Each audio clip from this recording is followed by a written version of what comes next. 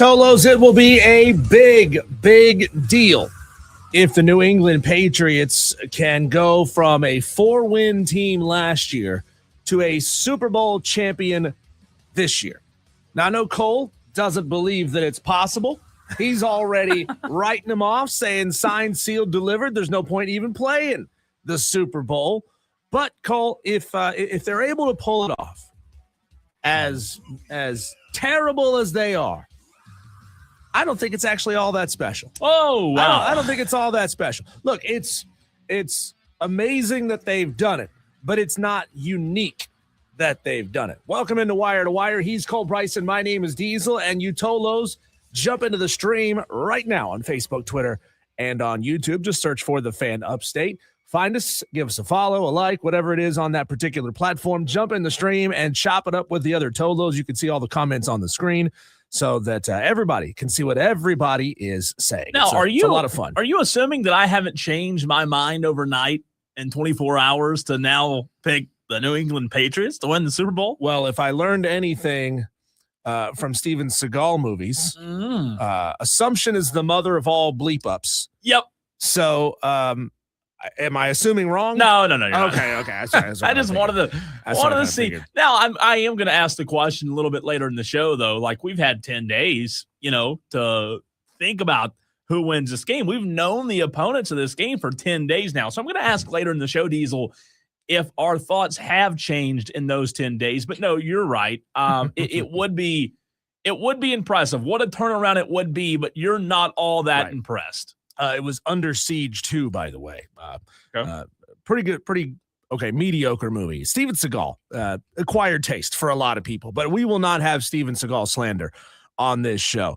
Point is that it has happened. These massive, unbelievable, nobody thought it was possible turnarounds have happened in the modern era. And that if it happens, if the Patriots get it done, they're going to talk about this in the media for days and days and days, as if this is the greatest thing we've ever seen. It's unbelievable. I can't believe that this has happened, but it happened, Cole, as recently as 2001 from this very same franchise. Yeah. There is a history, a well-worn history of teams that have made phenomenal turnarounds from bad seasons to championships in their very next year. The 1999 St. Louis Rams did it. They went from 4-12 in 98 to winning the Super Bowl with Kurt Warner in the year 2000. Well, let me say this real quick. When you talk about turnarounds, I'm kind of torn on this subject. I do think it would be a pretty amazing turnaround coming from the last two seasons of where New England's been to this year. But the reason, Diesel, that I say that I'm torn is simply because let's not act like this is a poor franchise that hasn't had success, right? In recent time. Yeah. So that's the reason I say I'm torn, is because this franchise, kind of to what you just said a minute ago, they're not very far removed from being at the top of not just 1 year, 2 years. I'm talking, Diesel. They're not far removed from being at the top of the sport. So it's amazing what a championship pedigree and a championship essentially personality to your franchise will get you. Yeah. It just, I mean, there's very few examples, and I'm trying to pull one off the top of my head. Maybe you can tell me an example of a franchise that used to be elite, that was very, very good for a long time, won multiple championships over a period of years, and then has fallen so hard on rough times that you couldn't even conceive of them being a championship-level franchise now, with the exception of the Dallas Cowboys. I'd like to raise my hand. They're not a 2-win type of franchise. They're not a 3-win type of franchise. Not yet. They're right there on the cusp of making the playoffs. They get in, they lose games. So other than the Cow, I'm with you. And again, culture matters, right? We've talked about that before. If you take it, what's fascinating about this subject and about the Super Bowl this year, Diesel, is if you take a deep dive into New England, you actually can still see some of Belichick's fingerprints on this year's team. I know a lot of people say, no, let's not give Belichick any credit. But the way in which Belichick drafted and constructed a roster, Diesel, is very similar to the way the New England Patriots drafted and constructed this year's roster with, hey, I think you said it yesterday, not a lot of superheroes, not a lot of guys who were at the top of the game, not a Jackson Smith and Jigba, right? Not a George Pickens type receiver. No disrespect to the guys that they have, but to your point, from yesterday, I think you do see some of Bill's fingerprints still on it, and I think that championship pedigree that you mentioned, I think it does carry over. I'm not like a big believer in momentum carrying 3 to 5 years, but I do think that championship pedigree and culture does matter. Well, I mean, Mike Vrabel played under Bill Belichick for 8 seasons in New England, so it's very easy and to won see a Super Bowl. Yes, that the influence is absolutely there. I mean, will it continue on beyond the point that Robert Kraft is running the team? Maybe it'll take a hit at that point, but hey, if the next couple of seasons end up on the upper end of the scale for the Patriots, you could say that they're in a best possible position to make the transition to a new head coach. Like I was saying, the 99 Rams did it. The 81 San Francisco 49ers went from 2-14 to winning a Super Bowl the very next year. What year? 81. Wow. I don't know if you consider that modern era, well, still, but be careful. It was only 3 years before I was born. So if you try to tell me that my birth year is not in the modern era, I will come across this for you. Yeah. 81, that they won what, 2 games? You said 3 games? 2 games the year before? That's impressive. I didn't realize that with it being Bill so Walsh long was ago. the coach. That's an impressive turnaround. Yeah. Again, I think you go back to San Francisco. I know they had more success after 1981 in the next decade and a half, Diesel, but it's not as surprising when you talk about these franchises that know what it takes to win. Right. Have that DNA. And, there's a lot of championship programs and franchises that fall by the wayside, all kidding aside, like my Cowboys. And I think it's a good example of what championship DNA takes to be continued and to continue to be at the top of your game, whether you're the owner or the GM or the quarterback. Dallas had Diesel as rich of a championship pedigree as anybody in the 90s. And then you look, and it's now been 30 years. So then Jerry bought the team. Well, Jerry had success. Jerry won Super Bowls. So they had so much success. You look at what Robert Kraft's done in New England. Mm-hmm. There were a lot of people who just a couple of years ago when the Patriots were led by Gerard Mayo, Diesel, and they were horrible. There were a lot of people, including myself, that thought the Patriots dynasty might be over. But look at them. Look at them now. Yeah, it's hard to keep a good man down, as they say. The 69 Mets went from perennial losers to World Series champions. The 2001 Pats, like we were saying, went from 5-11 to winning a Super Bowl.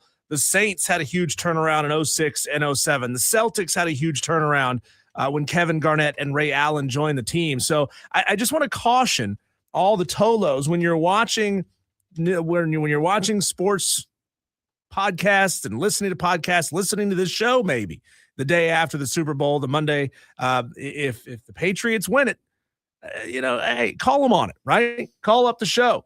Tell them, hey, you guys are wrong. This happens all the time, though it doesn't mean that it's not impressive. What'd you say about the Saints? That one kind of tripped my memory a little bit. What was the year you said there? 06, the Saints went from a 3-win team to a 10-win team and won the reached the NFC Championship. So in 05, they were a 3-win team. Right. They didn't win. They didn't win the title, but they did have a big time turnaround, and they went on a run in 06. They were 3-13. Yeah.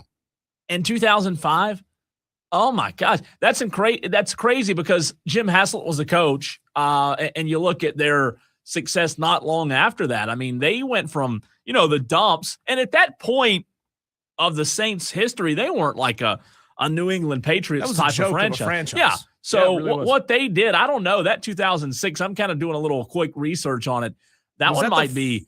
That wasn't the first year of Sean Payton and Drew Brees, was it? It was Sean Payton's first year in 06. And again, no surprise there. But you look at the head coaching change, kind of like this year's similar Diesel to Mike Vrabel first year, right? And what they've been able to do under Mike Vrabel, nobody's surprised because he's that good. But That is an epic turnaround, 05 to 06 for the Saints. And I would say consider the fact, if you're a Carolina Panthers fan, to bring this thing back here local, the Carolina Panthers were very close to being in this conversation as well. From going from 5 wins last year to making the playoffs, being real close to winning a playoff game and reaching the, what would that be, the divisional round? Mm-hmm. So they were right there, right? They had a chance to be in this conversation, albeit, again, we're talking from like worst to first. That's certainly not a worst to first, but hey, not far off. I'm glad you brought that up because I'm going to butcher this stat. Let's see if I can remember it off the top of my head, Diesel. But I was watching Pat McAfee earlier today, and they had Bryce Young on Radio Row, and they were talking about the Panthers this season, what they did. Pat McAfee had a stat, and again, I'm going to try to get this right off the top of my head. In the modern Super Bowl era, this past year's Carolina Panthers team won more games as the underdog than any other team in the modern Super Bowl era, which tells me, hey, number one, nobody believed in them, right? We didn't. Nobody did. A decade of mediocrity. Yeah. Not even calling it mediocrity is kind right. to how they perform. And week after week after week, they were underdogs. And I believe I got that stat right. I believe that's what Pat said, was that they won this past season more games as an underdog in one season than any other team in the modern era. So while they didn't reach the Super Bowl, they were 2 wins away from reaching the Super Bowl. Right. They have written themselves, Diesel, in the history book and done something that I think is very, very impressive. Does the Patriots comeback win over the Falcons in 2017 rank to you as the greatest comeback in the modern era of football? In a Super Bowl? Yeah, Super Bowl. I mean, there have been other, in regular season games. In 22, the Vikings came back from down 33-0 at halftime to win the game, but it wasn't a Super Bowl. And I'll tell you this, to answer your question, I'd probably say yes, that's at the top, but I had two come to mind just now when you asked that.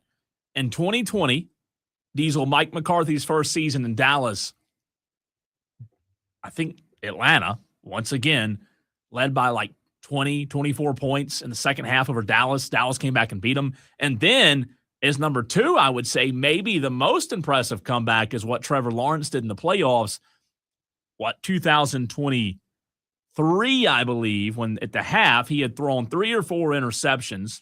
They were down, I have to look it up to get the exact number, but they were down a huge amount at the half to the Chargers.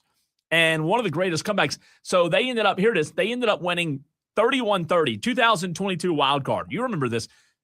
The Chargers were up 27-0 at the half. Diesel. The Chargers had a 27-0 lead at the half. That's a lock. That's fans heading for the exits early to beat the traffic. It's a wrap. Again, Trevor Lawrence threw 4 first-half interceptions that game. And then what they do in the second half, they came back and won the game down 27-0. They won 31-30. So, I don't know. That one might not be up there with the Patriots because of the scale and the magnitude, that being a Super Bowl. But, oh, my gosh, that is that's one right there that I'd put at the top. I mean, you could say the Falcons still haven't recovered from that because the Falcons seemed like they were set to go on and have a couple of decent years after that. Yeah. But they did not. They have been awful for a long time. What year did you say that was? That was 2017, Super Bowl 41. That is crazy. I can't remember. I was next year, 19. Next year, we're coming up to the 10-year anniversary of that. That's They were up 28-3 in the third quarter. The Falcons allowed 31 unanswered points. 31. To Tom Brady. Tom Brady, man. That's incredible. That was one of those that you remember where you were when you were watching it. I remember whose house I was at when I was watching the game, just like I also remember, Diesel, the exact moment where I was, who I was watching with when the Seahawks didn't hand the ball off to Marshawn Lynch. They threw the pass, and it was intercepted by Malcolm Butler, and the Patriots won. So, those are some of the all-time greats. You asked this question earlier in the week, and I hope that when you talk about Sunday's game, I think you said it was I okay with it being low scoring? I'm okay with it being low scoring, but I really do hope that it's not like last year in the sense of last year was just a slobber knocker. The Eagles beat the dog crap out of the Kansas City Chiefs. And it was fun to watch because the Chiefs kind of looked human right? For the first time in a long time. But I do not want that. I want a very memorable game. T Experience gets in. How about this on the Joy Law Firm text line? He says, so are we just going to forget about my Bills being down 35-3 against the Oilers and winning 41-38, lagged by Frank Reich? And what year was that? You were 16 years old, T Experience is what you said? Was that 1953? The Oilers? The Oilers. I mean, Dear God. That was, let's see. One of my all-time favorite mascots. It's time to bring it back. 1993. Okay? Houston Texans sucks. Houston Oilers, bring it back. I like the Oilers too, but so good. The Powder Blues? I wasn't even alive. It was the AFC wildcard game at Rich Stadium. It was, like he said, T Experience said, Buffalo and Houston. What year? 93. 93. 93. I was 9. Of course, I didn't watch it. The Bills trailed third, and now he's got a good point. This isn't a pretty. They trailed 35-3. Whew. Jim Kelly was injured, the great Jim Kelly, and they scored 35 unanswered points. Was that I assume a regular season game? Or it wasn't a Super wild Bowl. card. Wild card game. Yep. Wild card game. Whew. So I like that text, T Experience. I did not realize you were maybe you've told us that before. I know you're a Florida Gators fan. I wish our text line allowed us to have like pieces of flair. You know, like if have you ever been on Reddit? Yeah. And you see like in sports conversations, sports Reddits, people can put flair next to their name to give you a sense of like, all right, this person is a Florida Gator fan. Oh, yeah. That person is a Tennessee Volunteers fan. Oh, okay. This makes sense why you're saying what you say. Like a profile. It qualifies everything you have to say so that if you throw on those burnt orange glasses and you're talking about how great Texas and Arch Manning is, like, oh, okay, we get it. You're a fan. Yeah. No, I'm with you there. I did remember T Experience being a Florida Gators fan. So I got one. I just forgot about him being a Bills fan. It is tough to keep up with all of the teams and the Tolos teams. So let me ask you this question. If the New England Patriots did win the Super Bowl this season on Sunday, Diesel, on the impressed scale in terms of epic turnarounds from 0 to 10, where would you place it?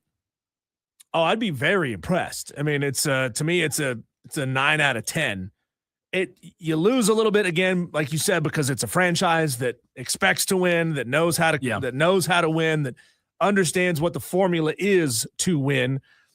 So you lose a point there for that, but still, it's a 9 out of 10 impressive return, a bounce back from the awful couple of seasons they've had over the past couple of years. Yeah, that deserves a lot of credit. I would probably even be comfortable with an 8 out of 10 there. I mean, maybe a point or two there. I might even go 2 points with them being such a proud program and a proud franchise. But if that were to happen, and you're talking about a 9 out of 10, that still does not, going back to what we talked about yesterday, Diesel, that still doesn't do it for you. That still doesn't knock Indiana off for the 2026 greatest sports moment. Oh, that's an 11 out of 10.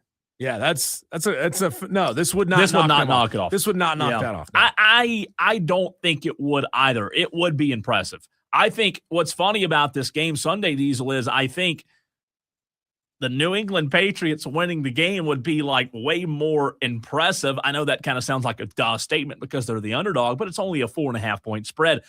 I think we're to the point, just a few days away from the game now, where people expect Seattle to win. You look at where the money's coming in.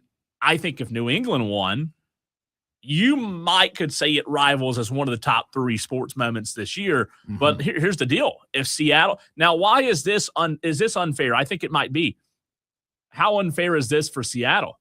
If they win, we're not even talking about it being one of the best sports moments, right? Yeah. It's just, they're a good team. Yeah, they're a great team. I mean, they're not. It's kind of unfair, though. It's one of those things you don't say it's historically. You're impressed by the fact that Sam Darnold has come back from being on 3 or 4 different teams before this one, and late in his career, kind of finding that perfect situation that gave him an opportunity to go win a Super Bowl. And I think that's clearly an example to players that may find themselves in a tough position. We talked about it with Trevor Lawrence a couple of months ago, saying, oh, man, is Trevor Lawrence at that point of his career where he should want out of Jacksonville so that he can go find a better situation where he might be able to thrive in? Because we know he's got talent, but he's just not been able to put it together there in Jacksonville. Well, I'll tell you this real quick before we hit a break. I do believe It sucks being a Browns fan. Going back to what you just said with Sam Darnold, I do know it sucks being a Cowboys fan. And I know for you, being a Panthers fan has been tough recently too. But I don't know that any of that rivals what a Minnesota Viking fan feels this year, because they were bad this year and they let Sam Darnold walk. True. And, they lost to the Rams last year in the playoffs, and Sam Darnold had a little bit of a playoff collapse, Diesel. But you look, kind of going back to what you said about Sam Darnold there, like 1 year. You talk about turnarounds, and I know Seattle was a good team last year, but this is the first year Sam Darnold's on the team, and they're going to the Super Bowl, and they might win the Super Bowl. And you had them last year, and you just said, after a 10-plus win season, we're good. We'll find another one. Well, you thought J.J. McCarthy was going to come back and be the J.J. McCarthy from before he got hurt. Yeah. And he was pretty good before they got hurt. That's the whole reason why they had to go to Sam Darnold in the first place. And J.J.'s just been unavailable. That's the problem. In the NFL, one of your best abilities is availability, and that guy has not been available. Texter from the 680 gets in on the Joy Law Firm text line and says, guys, the best quarter turn around ever has to be Caleb Williams and the Bears this past season with 25 points scored in the fourth quarter. I love the season. Diesel and I have both talked about it. We've eaten crow on what Caleb Williams and the Bears did. So no hate there. I mean, they were a Super Bowl contender, I thought. I think this Ben Johnson, Caleb Williams combo is poised to make deep playoff runs for the next 5 years at least, maybe more. I do too. I think they're going to be really, really good. I don't think they're going anywhere. No. So if you're a Bears fan, I think you do feel good about that. So good stuff. We'll continue the Super Bowl conversation a little bit later in the show. But you asked the question yesterday, and I think it's a good time to take a deep dive into this here a few months before baseball season gets going in the MLB, Diesel. But I think a lot of Tolos out there probably want to know the same thing. You said yesterday, why don't all teams just do what the Dodgers have done, right, when it comes to deferring the salaries years and years down the road? Let's take a deep dive into why it is unfair, what the Dodgers are doing, and why other teams can't do and replicate what the Dodgers are doing. We'll get into it next.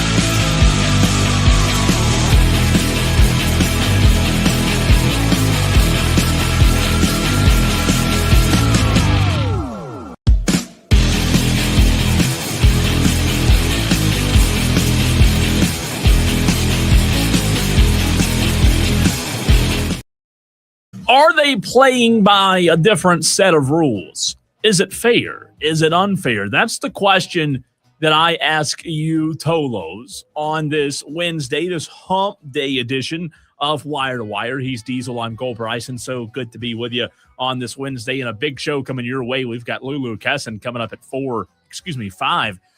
We're going to get to Shane Beamer audio from earlier today. He had a press conference. That's at 4:22. We'll talk to Erik Bakich of Clemson, head baseball coach, at 6 o'clock. We'll be joined by Dan Scott a little bit later on the show to talk Furman basketball. A loaded show coming your way. But you asked this question, Diesel, yesterday when it comes to the Dodgers and what they have done, because I brought up on the show yesterday that Shohei Ohtani, I think you would agree with me, and 99.9% of people listening to this show right now would agree that Shohei last year and pretty much every year has been the best player on planet Earth, right? No dispute there. No disagreeing. Terrible at picking his friends, really great at hitting a baseball and throwing a baseball. And throwing. Baseball only, right? Not friendships. But while Shohei has been undoubtedly the greatest player on earth, Shohei Ohtani, I don't know if a lot of people, a lot of fans and sports fans out there realize that last year Shohei Ohtani made $2 million. Yeah. Now, I know $2 million is a lot of money to you and I and most of the people listening. But when you say those words out loud, that Shohei Ohtani put $2 million in his pocket last season, Diesel, and was by far the best player in baseball, it begs the question, and you brought it up yesterday, why aren't other teams doing what the Dodgers are doing? And as we take a deep dive, I think the question that I pose is, okay, well, is it fair? Is it cheating? Is what they're doing legal? And I know fans, especially here locally of the Braves and other teams, the Yankees, they don't like what the Dodgers are doing, Diesel, but to kind of set the table, what they're doing is legal. They just have a lot more money than everybody else to use. It's technically legal, but it just feels dirty, right? It feels antithetical to the way the game should be played, to the way salaries should be paid out. Like, I don't know about you, Cole. I don't necessarily like the thought of $20 million a year being promised to me down the line. Might not be a lie. I want it. I want it now, right? It's like that age-old question. If you win the lottery, do you want the lump sum now, or do you want the big payments year in and year out for the rest of your life? So it's a tough decision to make, but it's like, man, I don't want something to happen. I don't want a meteor to come down and hit the LA Dodgers, front office, and all of a sudden, poof, the records of me being owed all this money are gone. No, I'm with you. I mean, I would want the salary that's more than $2 million. I want to make what I deserve now. However, in order for the Dodgers to be the Dodgers and for them to have been successful and win world championships and continue to sign guys in free agency, Diesel, it takes them doing what they've done. Now, before we dive into the details, I think you know what's important about this that we hadn't talked about? You said it. It doesn't feel right what they're doing. But one important piece to this conversation about what the Dodgers are doing is this. The players have to agree to it too. Freddie Freeman has to agree to it. Shohei Ohtani has to agree to it. Everybody they sign and defer salary, the player has to agree to it. So when you talk about wanting the money now, Diesel, if you're Shohei Ohtani, you would think, I want the money now. But the fact that they're able to do this and bring the players in and have this team chemistry and also, oh, by the way, have players agree to not be paid later. It'd be like me and you doing this show for free, but our boss is telling us, I know it feels free a lot of the time, but it'd be like our boss is telling us, hey, 5-10 years from now, we'll send you that paycheck.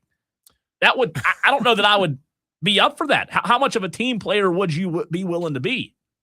Not much of one at all. Again, I want to get paid for my services now. Yeah, I'm with you. So here's why the Dodgers can do it.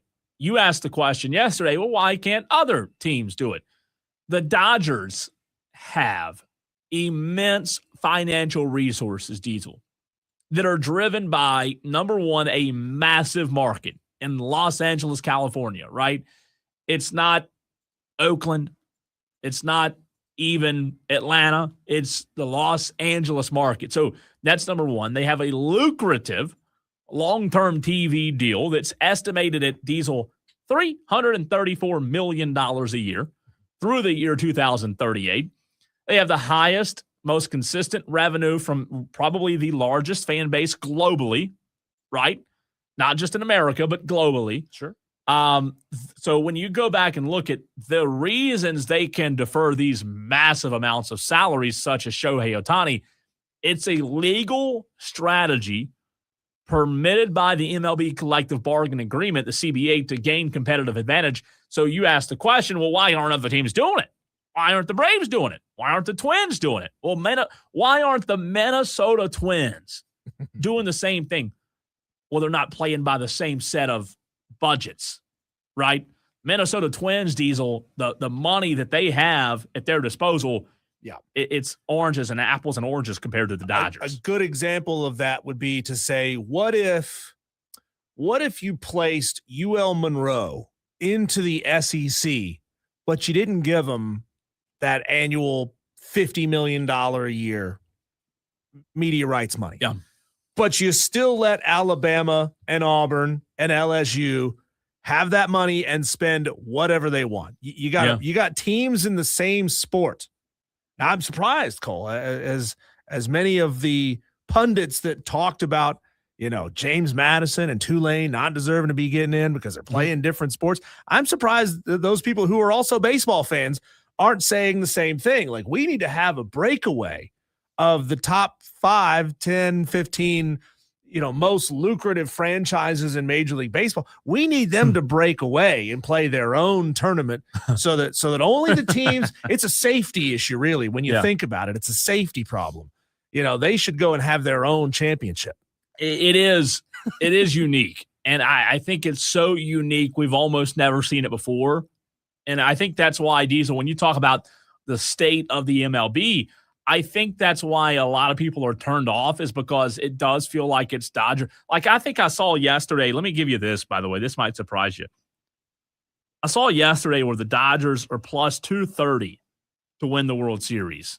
So plus 230, like, take my money now. That's kind of how it feels. So, like, I understand why a lot of fans are turned off, because it doesn't feel like there's a lot of competitive balance at the top. Now, you go back to who the team is backed by, Diesel. The Dodgers are backed by the Guggenheim Baseball Management Firm, which is an investment firm with vast resources that allow for what? High spending. So they have the competitive strategy, right? They utilize the deferred money to reduce their luxury tax, which is the CBT hit, which allows them to do what?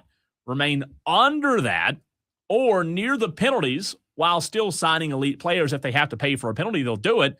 Why they can defer those salaries and others don't under those CBA regulations. The current CBA allows unlimited, and this might be the problem, Diesel. The current CBA allows unlimited deferred compensation. And the Dodgers have just optimized that. They've just hammered it. You shouldn't be able to divest that money or divert those payments more than like 3 years. To me, you shouldn't be able to do it. Now, I don't know what's going to happen, and maybe nothing happens because, as you're saying, this Guggenheim Investments Fund, they have insane resources. Yeah. What's going to happen, 10 years down the line when these contracts are due and Shohei Ohtani starts getting his money?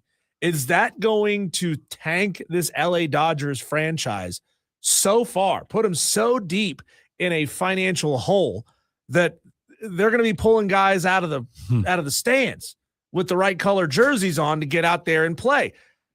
I don't know that it will, considering the fact that they're backed by a gigantic hedge fund manager. Well, I think what's interesting about that, the question that you posed there, is how long can you sustain it? Is this sustainable, right? I think that's the question that will be interesting to follow as the next decade plays out. And you're right. If you have those deep pockets, I guess you can continue to almost, it feels like you're robbing Peter to pay Paul in a way, right? A lot of teams, a lot of organizations, Diesel, in the MLB are owned by single families. They're owned by regional business groups. Yep. They're owned by owners who rely on what? Team profits as actual income. So those owners don't want or can't afford a $500+ million obligation that's just sitting on the books. So I understand it. It is a massive, massive advantage. Now, deferred money isn't magic, Diesel. It's a loan from the player to the team. If the Tolos don't understand how that works, that's all it is. It's a loan from Freddie Freeman to the Dodgers. It's a loan from Shohei Ohtani to the Dodgers. Yeah. And why do the players accept it? Because guess what? Freddie Freeman and Shohei Ohtani trust that the Dodgers, going back to what you just asked, 10 to 20 years from now will still be what? Rich. So right. Freeman and Ohtani, if it was the Minnesota Twins, would you as a player trust that the Twins would have that kind of cash 10 years from now? I don't trust anybody with my money. That's I know. the thing. I know. It's so risky, but it's not risky when it's the Dodgers. I guess also if you're already that rich and these guys already have millions and millions and millions of dollars in the bank. So, they probably don't even know how big their paycheck is every 2 weeks when it comes in. If you've already got that kind of money, you can say, fine. I got my own money guy. He's taking care of me. I never have to even check my bank account balance when I want to go buy something. That's the level of rich I aspire to be. Well, at some point, I think, Diesel, what it all boils down to, people's biggest issue is that the MLB has no hard salary cap, right? And you talk about the structure behind that. The MLB has a soft luxury tax cap. The NFL and the NBA are harder caps. So rich teams can overspend and pay that tax, pay that penalty. Poorer teams, I'm just going to use Minnesota. I don't know that they're poor, but poorer teams treat the tax in baseball like it's a hard ceiling. The Dodgers don't have to treat that tax like it's a hard ceiling. I think that's where a lot of these issues come from fans, is the way the MLB, Rob Manfred, almost allows it to happen. But does it work? Is it effective, right? Does it help those teams that benefit from the luxury tax, benefit from the fact that LA is spending way more money than they're technically allowed to? Does it help those teams come back up and be relevant every couple of years? No, I don't see that it does. Say that again. So you don't mean so that the luxury tax gets paid out to the other franchises. Not. I see what you're saying. Who are not above that. So yeah, I got you. I mean, effectively, you can be. Remember, a couple of years ago, they were talking about the Orioles spending less money than any other team in Major League Baseball. Yeah, like well below what the luxury tax limit is. They were effectively letting the teams that were overpaying on their salaries pay for their salaries. So again, I'm kind of conflating two different seasons into one situation, but you're essentially the Orioles running your franchise on the cheap, and you're allowing LA, who's having to pay a luxury tax that gets split up and sent off to you, to pay part of your bills. Sure. And it feels, and they let it happen. And it does. And it feels like the rich are just staying rich. I don't know if you feel like they're getting richer, but the Dodgers, for example, have won 3 championships now since COVID. So where's the benefit? Where's the benefit from the other teams? Other than the Dodgers, the Astros, and the Texas Rangers are the only 2 teams, and the Braves, that have won the championship since COVID. So it's been 3 years, and it's probably going to be 4. And as good as the Yankees were in 2024, they could only win 1 game in the World Series against this Dodgers team. Now, Toronto last year, you give them credit. They forced Game 7. They were this close to getting it done. John Schneider deserves a ton of credit, but to your point, it does feel really, really unfair. So I don't know if we'll ever see a change. I would love to, though, Diesel, in the near future. 9 teams, by the way, last year went over the luxury tax, and the Dodgers dwarfed every other team that went over. The second highest overage was the New York Mets at $91.5 million. The Dodgers went over by $169.5 million, more than $70 million more. Yeah. And $70 million would be the 3rd ranked team on this list. Yeah. Because the Yankees spent went over by $61.8 million. Hey, NBA trade deadline is tomorrow, Cole, and there are some big moving pieces. I know we don't have a ton of NBA fans here, but you Tolos who are NBA fans, call in now. 844-FAN-PHONE. Is your team making any moves? We'll talk about the biggest ones next.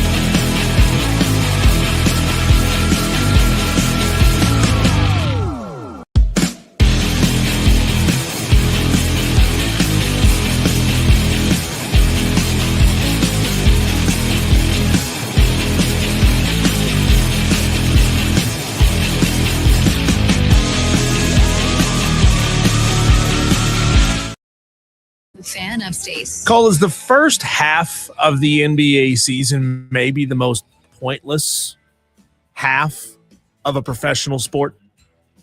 It rivals with baseball. Yeah. And I know pointless might be a stretch, but I don't watch until – I do not watch until like right about now.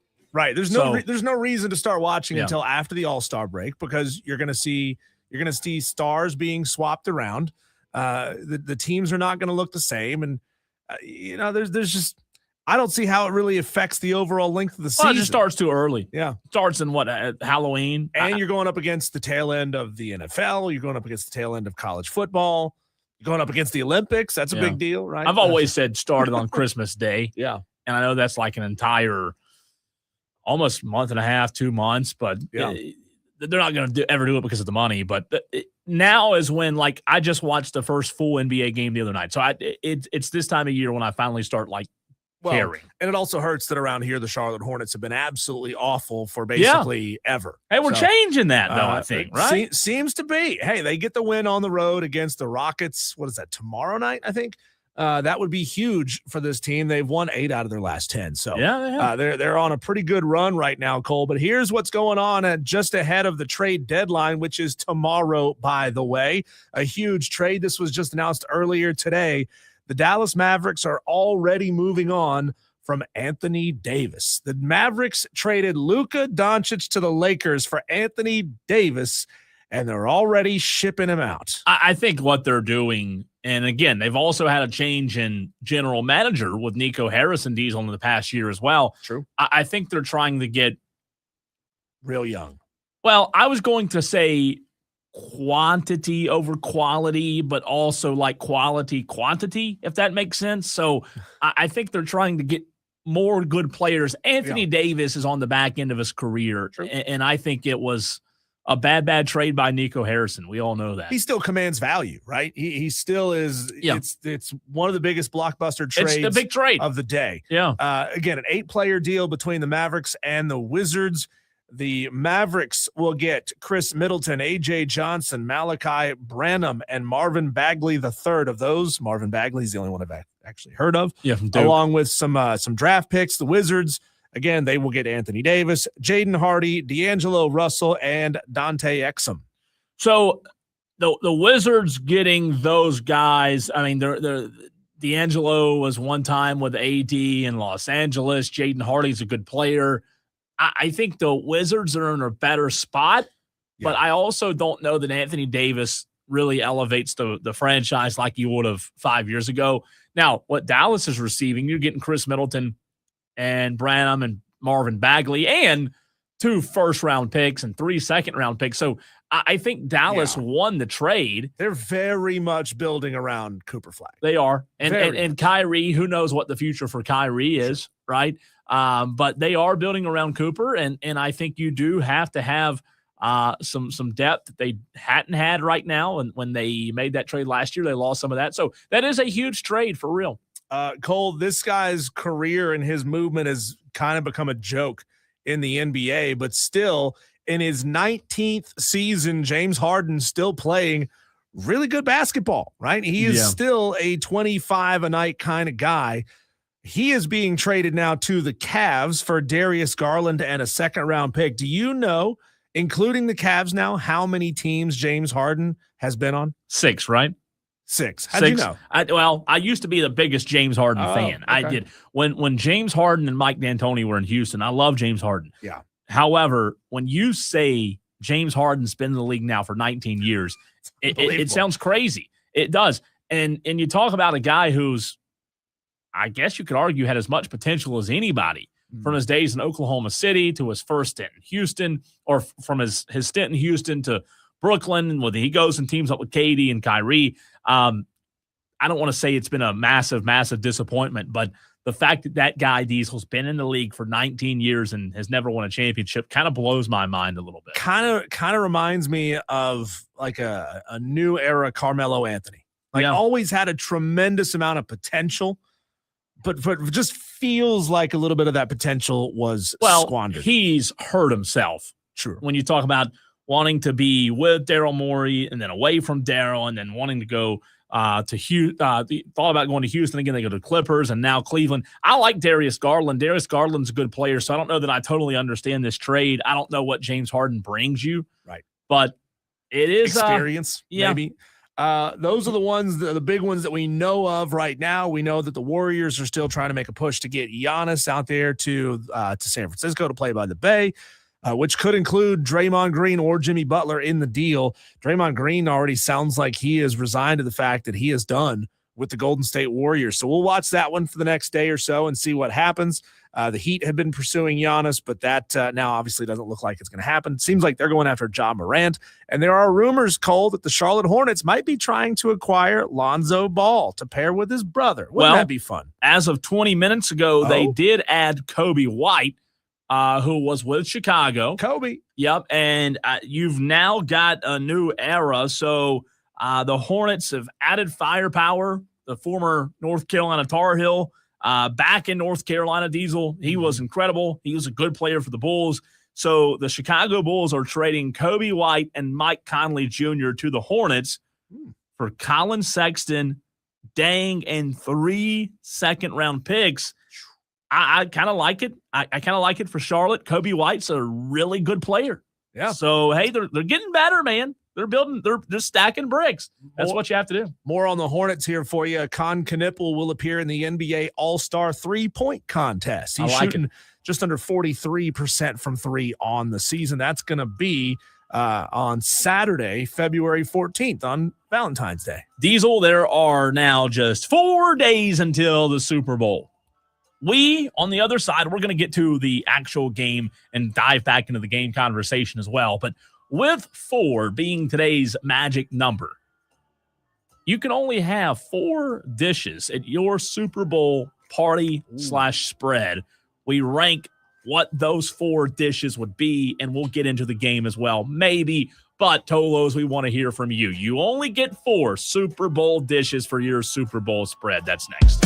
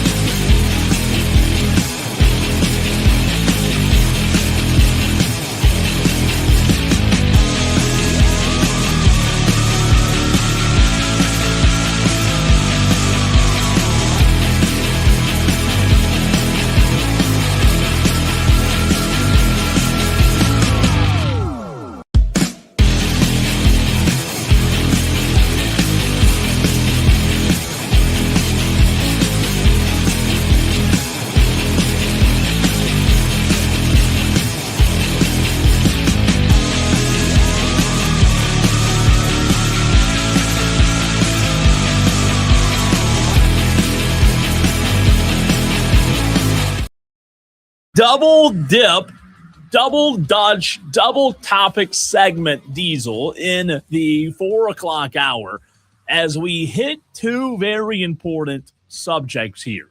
Welcome into Wire to Wire. He's Diesel. I'm Cole Bryson. Most importantly, we're going to talk food because that's most important over anything else, right? We are now 4 days away from the Super Bowl, and the challenge is, Diesel, on your plate at a Super Bowl party, yours, someone else's, you can pick 4 dishes to have on your plate, not 3, not 5, no more, no less, 4 only. I want to know what those 4 dishes would be, the 4 most superior Super Bowl food items. Plus, we go higher in number to 10.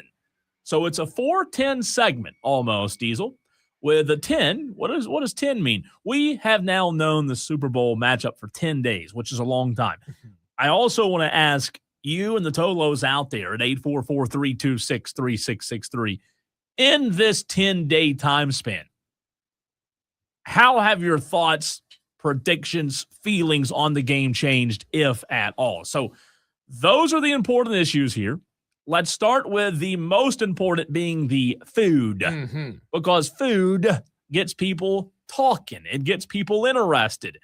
And it doesn't matter if it's your Super Bowl party or you're just staying in or you're going to a party.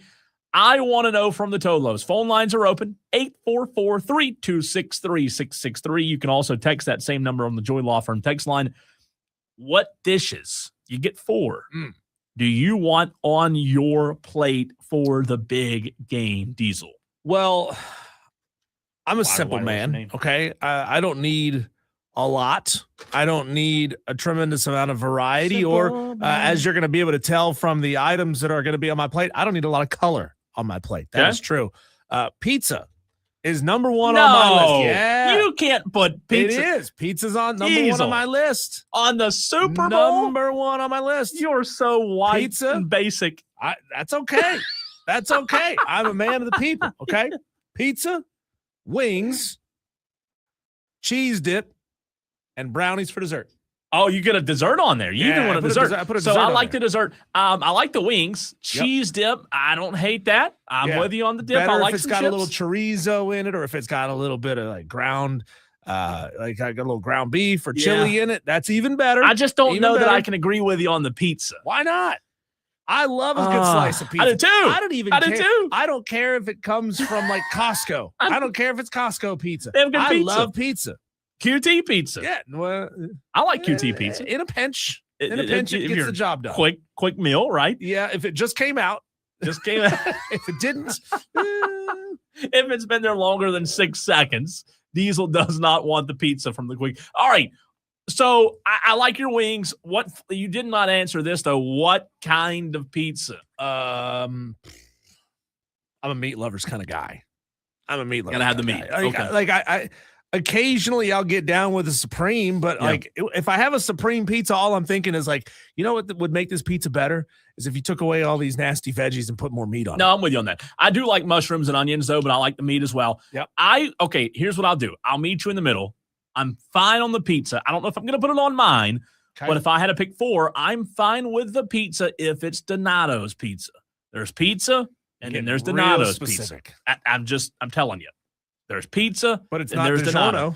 It's not, but I'm telling you. Have you had Donato's, by the way? Where is Donato's? There's one in Greenville, one in Boiling Springs. It's an Ohio staple. I've never had it. You can't. So you're gonna have to bring it in one day. How about Friday? You bring in a Donato's pizza because you can't talk up a specific pizza restaurant.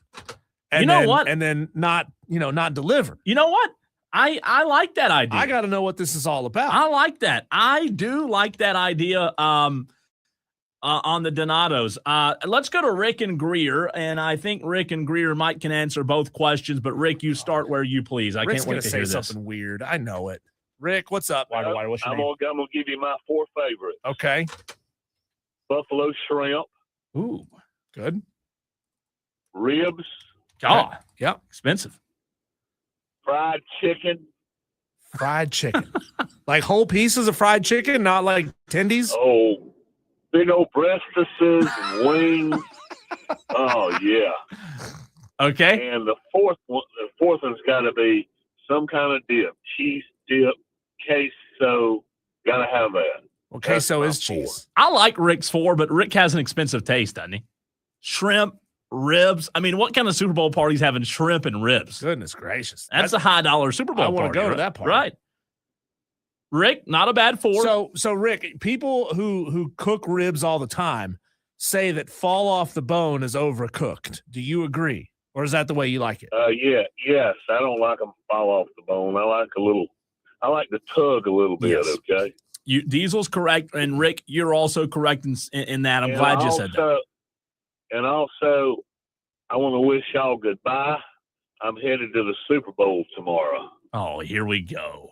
Is there any way that you can prove this to us, Rick? Because I don't know that I believe you. Yes, I will. I thought he was going to say he's going to jail. Friday I'm going tomorrow. How about if I don't know. How about texting me my tickets? You can't. That works. Yeah. Well, email it. Yeah. Can you forward the email that had your tickets in them to us? Yeah. Actually, do that. Make sure it has the barcode, everything. Flight suit. To steal my tickets, are you? No, not us. Never would do that. No. Never would do that to Thanks for the call, Rick. Okay. Thanks. All right, so Rick's are good, but again, Rick has a little expensive taste on the 4. See, go ahead. No. Go ahead. I disagree on the ribs. I want ribs fall off the bone. I don't want to gnaw on the bone. You want overcooked? I want ribs. overcooked ribs. Okay. Sauce them up. If they're good and tender, they're good by me. As long as you can admit they're overcooked, I'm fine with you eating overcooked ribs. Fine. Some people like their steak well done. I'm not one of those people. I like it medium rare. Yeah. But I like a well done rib. If you just tuned in, we are 4 days from the Super Bowl. So I'm asking what 4 foods you'd have on your plate. You can't have 3. You can't have 5. It can't be 6. It has to be 4. Let's go to Tolo J. Butane. What's up, Tolo J. Butane? Hey, what's up, guys? I heard you guys. I had to call in. Typically I'm a texter, but appreciate the phone call. I agree with Diesel here, man. You got to have pizza on there, but that's like number 4. That's going to be number 4. Whatever, as long as it's on there, right? Dessert pizza? You got to have the sausage balls. You know those with a little bit of cheese and everything like your grandma makes? Yeah, Christmas. You got to have those. Yeah. Now, then that's when it gets a little bit tricky. Now you got 2 left. Which 2 you going to go with? You got to go with the 7-layer bean dip. Yeah. That 7-layer that's dip good. That's got all that stuff. Oh, yeah. But the number 1 overall pick that you guys missed, man, the little Smokies. Yes. Especially with the barbecue sauce and the jelly. Yes. Gotta have it, brother. Gotta have it. I'm so y'all. glad. Take You're care. the best, Tolo J. Butane. I'm glad he said it because that's on my 4. The Little Smokies, Diesel, you have to have Little Smokies. Those give you heartburn. It doesn't matter. It's worth it. Gives you heartburn and bubble guts. It's so worth it. Is it, though? So I'm still building mine. You gave your 4 cowboy quick, pulling it out of the holster, rapid fire. I'm still kind of having to meditate on it a little bit. This texter says, Diesel, have you ever had Hunt's Brothers Pizza, lots of meat pizza from a gas convenience store? Great if you get it from a good, clean store. I mean, yeah, I think we've all had Hunt Brothers Pizza, right, at one time in our life, but I don't know that we like it or rave about it. Here's the thing, and I'm not trying to disparage, local business owners that own small convenience stores. Most small convenience stores that I've been in are a little bit on the dumpy side. I'm just being real with you. I think if you see that Hunt's Brothers Pizza sign, you're gonna go into the bathroom and maybe your feet stick to the floor. It's fair. It's fair. I mean, am I wrong there? Well, Hunt Brothers Pizza is not served in luxury restaurants in New York for a reason, right? Well, I'll eat it if it's if I'm on a fishing trip and it's the only thing there. Sure. Yeah. Well, hey, we got to grab a piece of pizza. If you got to choose between the hot dog that's been rolling on the wheel for the last 10 hours or a Hunt Brothers Pizza, you get the Hunt Brothers Pizza. I don't think it makes my Super Bowl 4, though. No. Let's go back to the phone lines. Mac the Knife wants to weigh in 844-326-3663. What are your 4, Mac the Knife? Okay, man. I got the perfect 4. You ready? Yep. Here we go. We got the barbecue meatballs. Ooh, I like right? that. Yum. Yep. It's got to be in the crock pot. Okay. Barbecue meatballs. Crock pot Okay. meatballs. Number 2, we got Roteo dip Yep. and the nachos to go with the Roteo dip, right? I like it. Yep. I'm in. All right. So then, Number 3, we have to go old school. We have to go wings. If you don't have wings at your Super Bowl party, who are you? You're un-American. If you can choose, Mac the Knife, baked or fried? Fried. Me, I'm going fried, and it's got to be fried hard. Yeah, fried or smoked, I'm good with. I don't like baked that much. Yeah, I like smoked too, but I'm not going to go baked too much. Yeah, and let me boneless or traditional? Mac the Knife, boneless or traditional wings? It's got to be traditional. Thank you. Yes, because boneless, that's just chicken. That's not a wing. That's just chicken nuggets. It's That's not a wing. That's a nugget. That's a tender. No, I want the bone in. Also good, but not as good as traditional wings. Correct. Exactly. All right. Number 4, I have to go with all meats pizza. Wow. All meats pizza. Yeah. All 4 of those, I'm good to go. I'm surprised with the pizza. I'm going to be sleeping through the Bad Bunny halftime, and I'm going to wake back up for the third quarter kickoff. That's not a nap. That's a food coma. Yeah. Mac exactly. Yeah. 2 plus 2 is 8. Mac, you're the man. Great I appreciate the phone call. All right, man. So Mac the Knife had pretty good.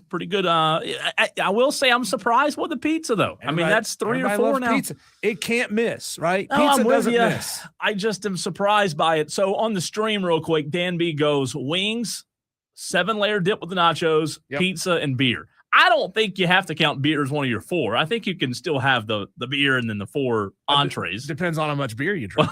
It can be a food. A lot of wheat, right? Yeah. It does have a lot of wheat. A slice of bread in every beer. Jersey Joe says pizza, wings, and beers. That's 3, Joe. You missed. Jersey Joe's probably saying you don't need anything else. If you got those 3 things, you're good. So I've got 3. I'm still searching for one more. I'm going Little Smokies, 7-layer dip, wings. Mac the Knife, he's right. You got to have wings. Yep. And I've still got one more to decide, but I have not decided. I don't know if I want to be like you and put a dessert on there or just skip the dessert. I usually skip the dessert. Let's go to the phone lines. Good at the end. Dewey up next, 844-326-3663. If you just tuned in, 4 days until the Super Bowl, the top 4 Super Bowl dishes. I can't wait to hear what yours are going to be, Dewey. Yes. First of all, there's nothing wrong with Hunt's Brothers Pizza. It's cheap. Yeah, the bathrooms are nasty, but no one says you have to go in there and use the bathroom. Or eat in the bathroom. Well, if you have the Hunt Brothers Pizza, you might have to go back in there and use the bathroom. Well, that's very true, but still, it's cheap. But anyways, I want wings, hot wings, like the hottest wings ever, and then you pour mayonnaise on them. God, that's 1. Number 1. And then I heard meatballs. Meatballs is good. You put marinara sauce and hot sauce on the wing and on not the wing, the meatballs, and then you dip them in mayonnaise. Oh dear That's God! Best. And then 3, I don't know what Rick and Griff's talking about ribs. Why is not 4th of July? It's Super Bowl. I agree with Dewey on that. I do. You want number 3. You want bean dip and hot sauce. Okay. Are you gonna dip this in mayonnaise too? Yeah. No, maybe. I don't know. I've never put bean dip in mayonnaise. I might do that. First time for everything. And number 3 and number 4 is sliders, hamburger sliders. Okay. With mayonnaise and pickles and onions and hot sauce. I like that. That's a solid 4. First correct thing you've said with mayonnaise on it since you called in. That's right. Other than mayonnaise aplenty, I kind of like Dewey's list. After you eat all that, you just spend halftime in the bathroom instead of watching that disgusting Bad Bunny thing going on. Thanks, Dewey. I am receiving a lot of hate on the text line, and maybe it's rightfully so, about the pizza.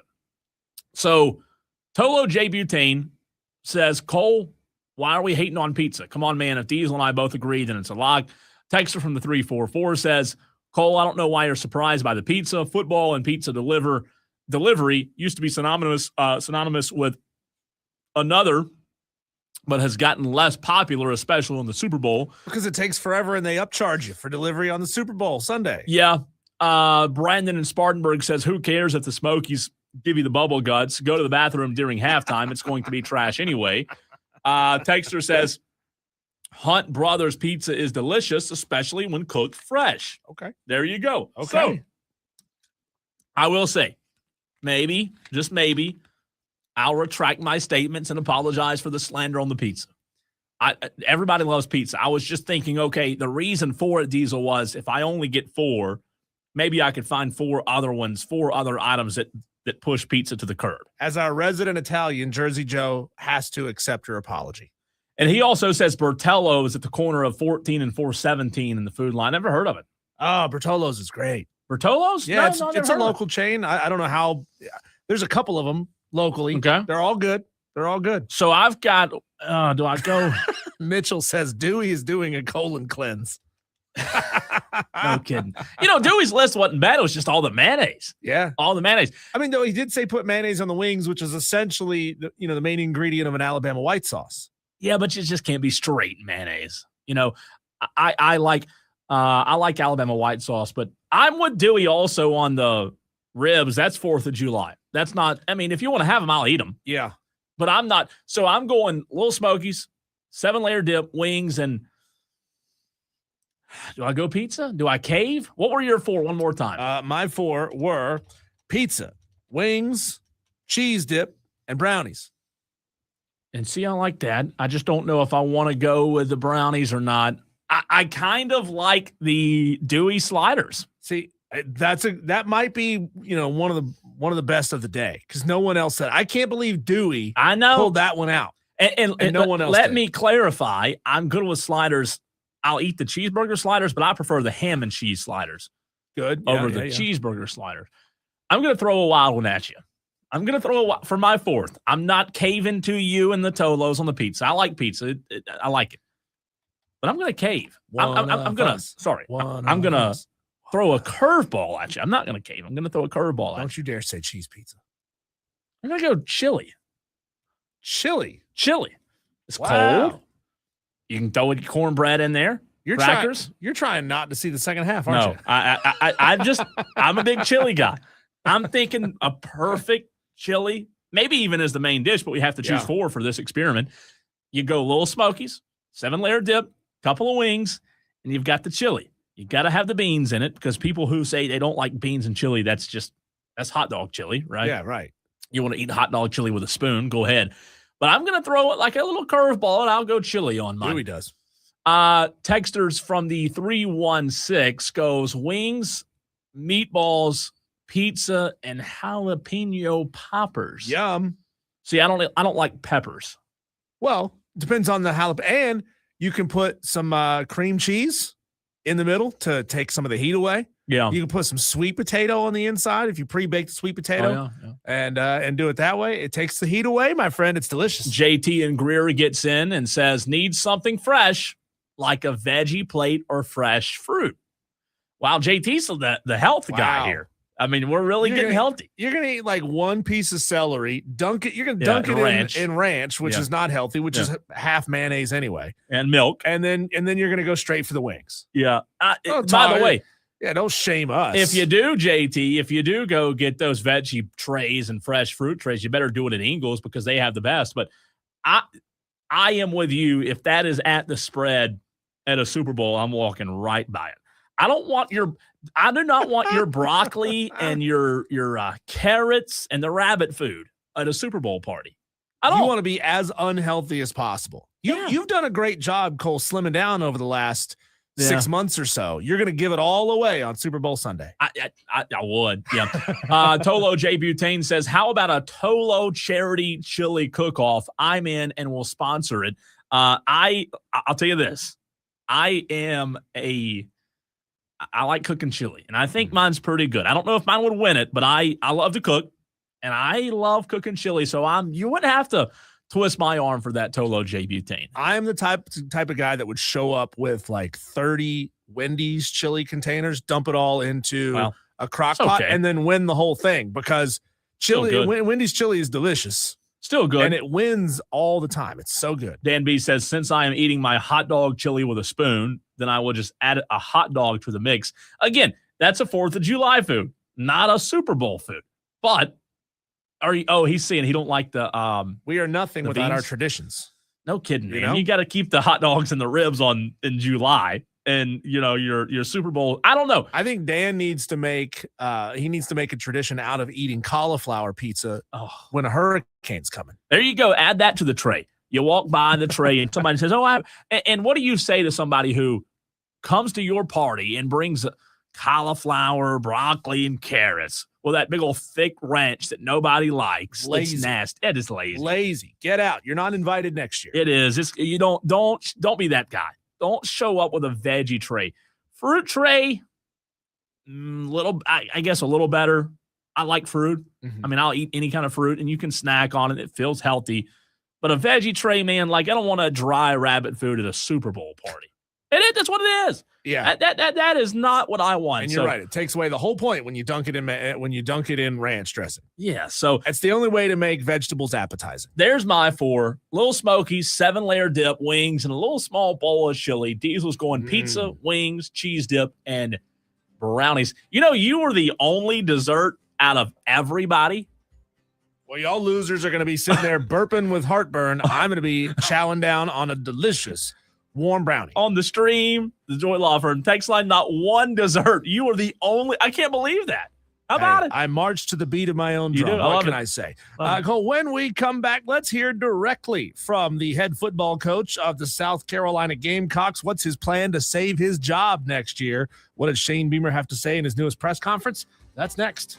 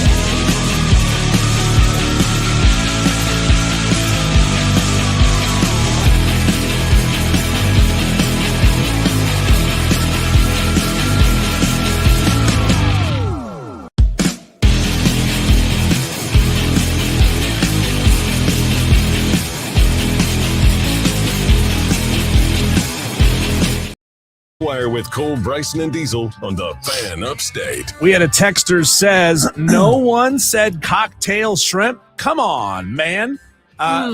Somebody said, what they say, barbecue shrimp? I think Rick said barbecue shrimp. Barbecued shrimp. Is shrimp cocktail.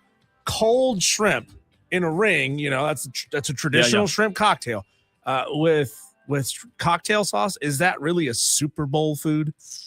I think it's a winner, to me it feels like a Christmas Eve food, right? Something you go to a Christmas party. You've got shrimp cocktail out there, right? I don't know. I think it's one of those things you put it on the table, it will disappear. Oh, it'll be eaten. But it's not the star of the show. Be good. Again, just a little more expensive. I don't know. Well, maybe not. I don't know. It's like trading for Chris Paul, right? It's on your roster. It's still pretty good, but it's not the star of the show. T Experience says 7-Eleven has the best cheese, pizza, and cookies, hands down. QT pales in comparison. 7-Eleven's cookies are really 7-Eleven stepped their game up, Diesel, just in terms of their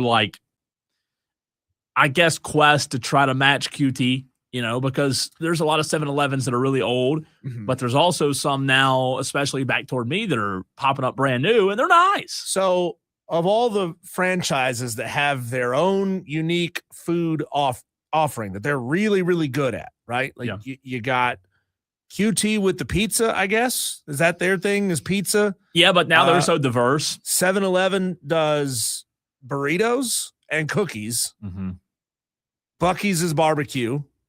Even though we don't have brisket. a Buc-ee's nearby. Yeah, brisket. Who else? Who am I missing? No, I think that's Spinks's chicken. Spinks's fried chicken. Yep. And they have good chicken, by the way. Yeah, they do. They do have really good chicken. Before we get into this audio from Shane Beamer, I think the biggest thing, Diesel, I wanted to get your thoughts on were Shane Beamer's comments about a spring game.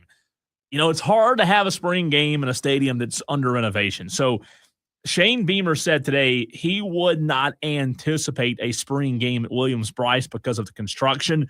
He wants to do right by the fans. He said, I should have some more info as we go forward, but I don't anticipate an actual game. If you're a Gamecock fan, are you let down, disappointed by that at all? Not having a spring game?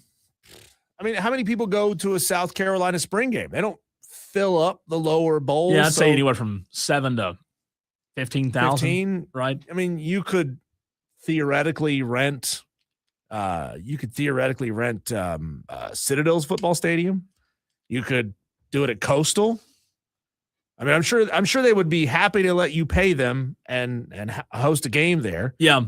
Is there who's got the biggest high school stadium in the state? Probably Dorman? A Dorman or something like that. Or you could do like South Carolina State, but I just think that, the way they look at it is, hey, we'll have probably a scrimmage or something in practice that won't be open to the fans. I will be interested to see what their fan experience, though, is. True. If they can somehow incorporate some kind of fan experience. They also want to be able to make a lot of money selling merch and a lot of money selling concessions, and you can't necessarily do that at certain stadiums. So here's what Beamer said. We'll listen and react. This was this morning, by the way. Thanks, Steve. Absolutely. Happy National Signing Day, but more importantly, happy National Girls and Women in Sports Day. Pretty cool. And to recognize all those fantastic ladies. We've got so many of them here in our building, in our football program, and all departments that play a crucial role to what we do day in, day out. So we've got some absolute stars in this building, and it's great to see them be recognized today. Can I say something real quick? Is it kind of weird compared to 5-10 years ago what National Signing Days turned into? Yeah, I didn't even know that it was National Signing Day. It's just become such a – I mean, you remember like 10, 15 years ago, it was the biggest day of the year outside of the football season. Why are we still messing around calling this National Signing Day? National Signing Day was in December. The first. This is late signing day. It's so ridiculous. This is late signing day. It's so ridiculous. Sorry, Shane. I mean, I didn't mean to cut you off there. I'd be remiss if I didn't wish our Super Bowl guys good luck this weekend out in California. Who we Really got? awesome. Best to see what Nikki Manwari is doing as a freshman.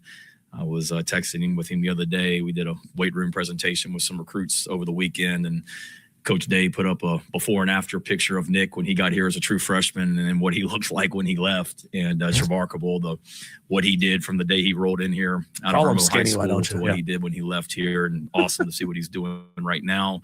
Ernest Jones, certainly. And then Marcellus Dial, that hate that he's battling an injury right now, but with the Patriots and has a big future in front of him in New England. So I was texting with Sel talked to Sel earlier this week too. And I know he's excited to get out there and be a part of the Super Bowl on Sunday night, and really proud of the fact that we've got two defensive backs that have played here, in the last couple of years that are in this game. Testament to, Torian Gray and Clayton White in our program to have two defensive backs in that game. Best of luck to our softball team. I know opening day or opening night, I guess, is tomorrow. So best of luck to Ashley and her team. Can't wait to get out there and watch them play this season and build on the amazing first year that she had last year. And then I know we got a lot of sports that are rolling this weekend. I think tennis is playing, swimming and diving, track and field. Kaylin and the women's golf team kicked it off out teed it off out in California this week to start their season. And I know Rob and the men's team starts out next week as well. So kind of crazy that we're getting ready to start spring sports now, and excited to watch all those teams compete this upcoming season and represent Gamecock football. Just kind of catching you guys up on where we are. January is a grind, as you know, for a lot of reasons. Portal, current roster, high school recruiting. So we'll talk about the portal here in a second, but the last 2 weeks has been primarily high school recruiting and out on the road as a head coach. Head coaches in the country nowadays, you have less and less time to get out on the road and see prospects. And the busiest time for us that we're able to go see prospects is the last 2 weeks of January. So we've been ripping and roaring the last couple of weeks. I was in 11 different states and 31 schools, high schools, over a 2-week period to end January. And it's great to be able to get out and see so many people. Awesome reception and energy at all the schools that we went to. Certainly always starts right here in the state of South Carolina, but it's great to be able to get out to different states in this region and sell Gamecock football.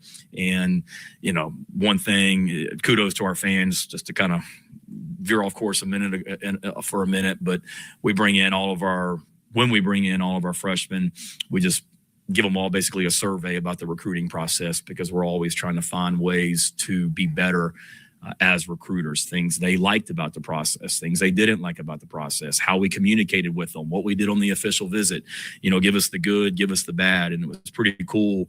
I was looking through the responses last night when I got home of our high school freshmen, and multiple high school freshmen that are here now with us that signed early or signed in December said that the one thing that stood out to them throughout this recruiting process for us was the South Carolina State game and our fans, that they couldn't believe it. They were at the game. We went through the weather delay that night and came out to a packed Williams-Brice Stadium. And I want to say that I'd forgotten about it, but it seems like forever ago.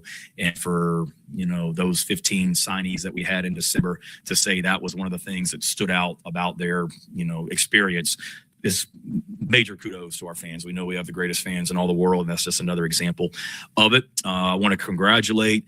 We've had some young support staff coaches or young coaches that have been able to get opportunities at other places and move on and advance their careers, which I always want to help those guys as young coaches be able to get better and grow as a coach. So congratulations to, Jordan Dove. He left us to take a job with at Kansas State, coaching the defensive tackles.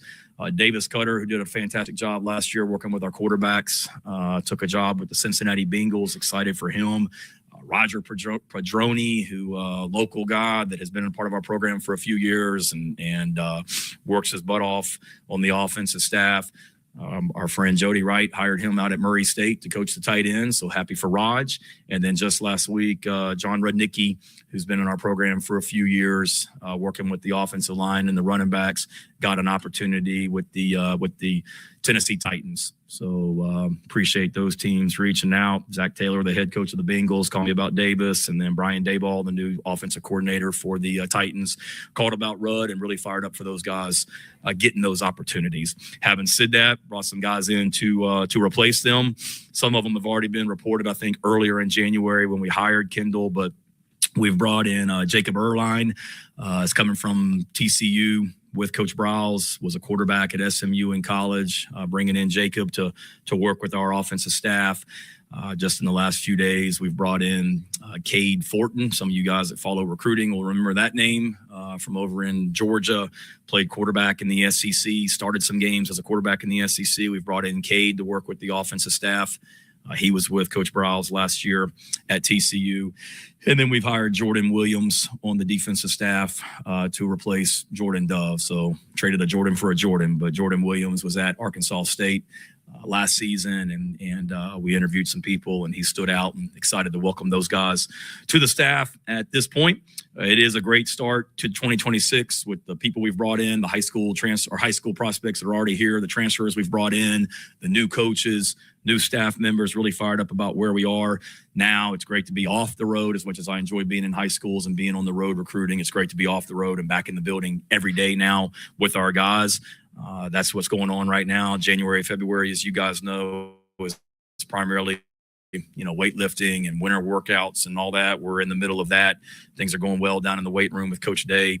Spring practice is right around the corner. We're going to, our first practice will be March 4th, I believe is that date. And we'll finish up the second week of April. Some of you guys may ask why we're going a little bit earlier. We're tweaking some things that we're going to do with spring practice, always looking for ways to be better, always looking for ways to be able to teach and get info to our players and develop on and off the field, and going to start a little bit earlier this year for that reason. And then, just to be completely honest, there's no spring portal window. So what we're going to be able to do in the spring and some of the things from a calendar schedule standpoint tweaked with a change in the portal window. But that'll be the plan for spring practice. We'll talk more about that as we get going in March. And then our high school coaches clinic, I posted that on social media last week. That'll be March 27th and 28th. So I would encourage all the aspiring coaches and current coaches to get out here for that. Obviously, you get to hear from our new coaches that are on the staff. They'll be speaking that weekend, and like the direction we're going with some outside speakers. A couple of them are finalized, and waiting to hear about a couple others to increase that in regards to the outside speakers. So that's kind of an update on where we are right now. And then primary reason for today, talk about the portal. Really like this group that we have. First of all, to get them here, thanks to so many. When you with the portal is just obviously different because it's a busy time, and when guys come on visits, it's not as simple as just Steve Fink goes in the portal, hey, come on a visit, let's show you around, and he leaves. Like, it is an undertaking that involves every aspect of our program. So first of all, Darren Usher and Brian Bachman and Rex Hogan back there in personnel and their team that identified these guys, got them here. It's fitting that today we're talking about Girls and Women in Sports Day because Jessica Jackson and Allie Brokaw are absolute machines in our recruiting department in regards to the travel, because somebody's got to travel or coordinate the travel to get these prospects here. So there's a lot of flights and rental cars and whatever else, drivers to get people here. Every time we brought somebody in from the portal, there's an academic presentation. So thanks to everyone over in the Doty Academic Center. Academics. How long does that take? Wait, academics? They still have that? Does that take 10 minutes? All right, guys, watch this 2-minute academic video, then we'll transition to the. That's called lip service. Okay, lip service. That's so bad, but so true, right? Oh, by the way, are you showing off the physics department there, Shane? Yeah. Or what departments are you showing off? Oh, hey, Darren, don't forget to show them the academic department, right? Yeah. I don't know where it is. What do you mean? They're going to take all their classes right there in the football building. They're going to have tutors do all their classes right there. Pretty much. They're not going to go to class. So some good stuff there from Shane Beamer updating us on where they are as a program. We'll get to a little bit more later in the week from that. But Diesel, we've got to run off and get to our daily wires, the top headlines in sports. That's next.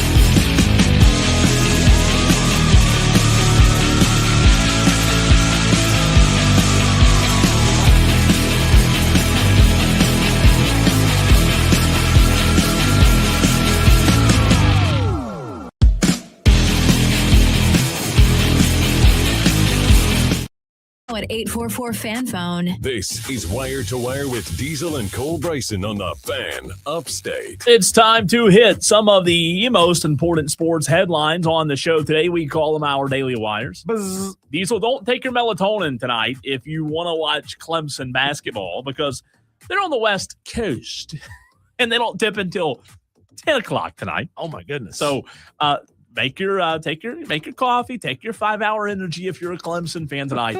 Number 20, Clemson, on the road tonight at Stanford. The Tigers are 3.5-point favorites. Again, tip 10 p.m. tonight. Coming up later on the show, speaking of Clemson, we talked to Paul Maneri last week. Well, let's talk Clemson this week, Diesel. Clemson head baseball coach Erik Bakich joins the show at 6 p.m. to discuss the 2026 season. We also have Lulu Kesson of the Greenville News coming up at 5:22, so don't forget about that. Now would be a great time, Tolos. If you got a question for Coach Bakich, send it in now so that we don't miss it while it's happening in real time. And tell your other Clemson fan friends, Tolos, family members as well. 6 o'clock tonight, Erik Bakich joins the show live. Diesel, a little bit later, 6:30, we'll hand things over to Dan Scott because Furman is back in action tonight right here on the Fan Upstate. Furman, this is a big one, at ETSU.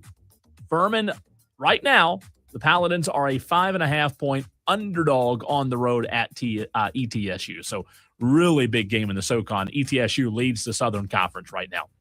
Wofford, speaking of the Southern Conference, on the road at VMI tonight. That game tips in an hour and 10 minutes from right now at 6 p.m. So we'll see what happens for the T-Dogs. Team USA has announced its flag bearers for the Milan Olympic opening ceremonies Friday, Diesel. For the women, 33-year-old Erin Jackson, speed skater, who was the first black woman to ever win an individual Olympic gold. And then for the men, Frank Del Duca, U.S. Army Sergeant and bobsled pilot. How about that? Yeah. Cool to see that. Florida State has surpassed Cal as the college football program in the deepest debt in America. I don't know that that's where you want to be. No, this number was all over the place on social media last night. It was making the rounds. They're like $400-something million in debt. So Florida State's first, but not in a category or race you want to be first in, No, right? you don't want to be first. It says Florida State Athletics, Diesel, carries 71% of the university's total debt. Thanks a lot, athletics. That's why the academics say things like, hey, we need to cut athletics because, by God, we're hemorrhaging cash. Yeah. And a big chunk of that is the recent Doak Campbell Stadium renovations. And they just raised tuition 10% for out-of-state students. Hey, we're deep in debt, and y'all students from Georgia, South Carolina, North Carolina want to come down here? Yeah. Y'all are going to pay for it. Yep. Jim Phillips told On3 that he expects Power 4 conference leaders to discuss using similar league tiebreakers. We know the ACC, Diesel, is set to adopt new ones, but we don't know yet the details they're set to adopt. The New York Jets. It's funny that Jim Phillips thinks that he has the power to tell other conference commissioners, here's how you should do your tiebreakers. Jim's important. We're doing it this way, so y'all should do it that way. Jim's an important guy. The New York Jets have hired Frank Reich to be their offensive coordinator. How about that? Yeah. Aaron Glenn said Frank has a rare combination of experience, creativity, and calm under pressure. Wasn't good in his last stop, so it'd also be good here in New York. No, I didn't say that, but I said that. This gets more interesting every single day, Diesel. Joey Aguilar has been granted a temporary restraining order in his lawsuit against the NCAA, seeking an extra year of eligibility.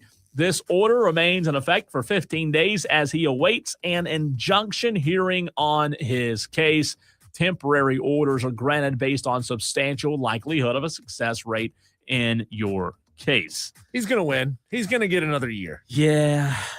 Kind of feels like it's trending that way, doesn't it? I don't know what he got last year at Tennessee. I'd be willing to bet it's probably about $1 million, $1.5 million. Mm-hmm. There's no way. People always say, like, hey, Joey, go get a job because he's not going to be good in the NFL. He's not going to make the NFL. What other job's going to pay him even $1/10,000,000? He's not going to walk into a job and make $100K. Yeah. So why wouldn't you try? No, it's true. How about this last night? We almost caught it. I mean, it was close, wasn't it? Miami of Ohio held off Buffalo 73-71 to remain unbeaten at 23-0. Things got tight there, but yes, it did. How about Miami of Ohio? Buffalo hit a big, 3 right there with about 15 seconds to go and made it interesting. Seth Jarvis was big last night, who had 2 goals in the Carolina Hurricanes win over the Ottawa Senators last night. The Lions fan who was grabbed by DK Metcalf is suing for $100 million in a defamation case. Ryan Kennedy is suing Shannon Sharp and Chad Johnson for making disparaging remarks about him on Nightcap, alleging false accusations of racism that damaged his reputation and business. 2 more for you. Indiana quarterbacks coach Chandler Whitmer is leaving the Hoosiers to take the same position with the Tampa Bay Buccaneers. Go get paid, Chandler. Might as well. And one more. A lot of NBA's talk earlier today with the trade deadline, but the biggest of the day, Anthony Davis heading to the Washington Wizards in an 8-player trade. This is just Diesel 1 year after he was traded to the Mavs for Luka Doncic. Yeah, he's old AF. He is. Good up there. I don't know how much value you're going to get out of him, Washington, but hey, maybe it'll sell some tickets. Maybe it'll sell some jerseys and get what you can get out of Anthony Davis. When we come back, Cole, let's have a little fun and let's chop it up with the Tolos again. Food got you talking before. Well, we need you again in this next segment, a little bit we call Pick or Choose. That's next.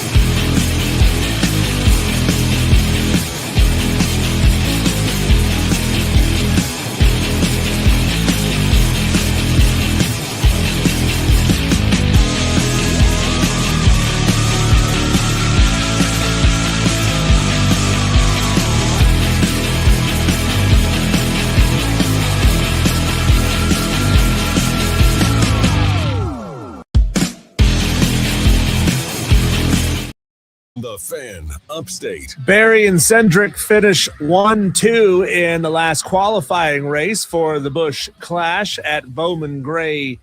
Well, I don't know if you call it a racetrack, man. It's small. Yeah, it's basically like racing around the Odyssey parking lot here. But still cool to watch this happen. And it's also cool to see NASCAR with snow on the ground. It is weird, and it's still cool to see number 21 in victory lane. I think I'm partial, but I think it's the best paint scheme, color scheme to ever grace the racetrack. The old David Pearson 21, and you're right. It's a quarter-mile track, quarter-mile oval with 0-degree banking, so it's completely flat asphalt surface, and you can't get up to really, really high speeds on that one. I don't even know if they got their cars out of second gear, to quote Sammy Hagar. Welcome into Wire to Wire. He's Cole Bryson. I'm Diesel. We're going to take you all the way up until 6:30 when Furman basketball and Dan Scott going to take over. Dan's going to join us for the last couple of minutes of that second segment. So you'll hear Dan maybe around 6:20, 6:25 to preview that game. A big one tonight for Furman. Big one, man. And of course, a big one coming up at 6 o'clock. Erik Bakich, the head baseball coach at Clemson, going to join the show. That's going to be a lot of fun. Let's go. Colt, let's do this here for this 5 o'clock segment.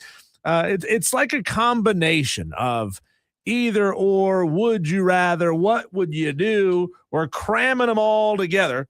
I like it. In a segment I'm calling Pick or Choose. Pick or Choose. Are you ready to go? I am as ready as I'll ever be. Pick or choose. Tolos. We need you to text in as well. Be a part of Pick or Choose. 844-326-3663. Be a part of it. Tell us what you think. Cole, you and the Tolos, would you rather be forced to watch your team's biggest game? So let's pretend, and this is a fantasy segment here, let's pretend the Cowboys are in the Super Bowl, okay? Would you rather watch the game with no sound or listen but with an announcer you despise? Collinsworth. You already knew exactly who I was going to pick. I can't stand. Here's what my problem is. I love Mike Tirico.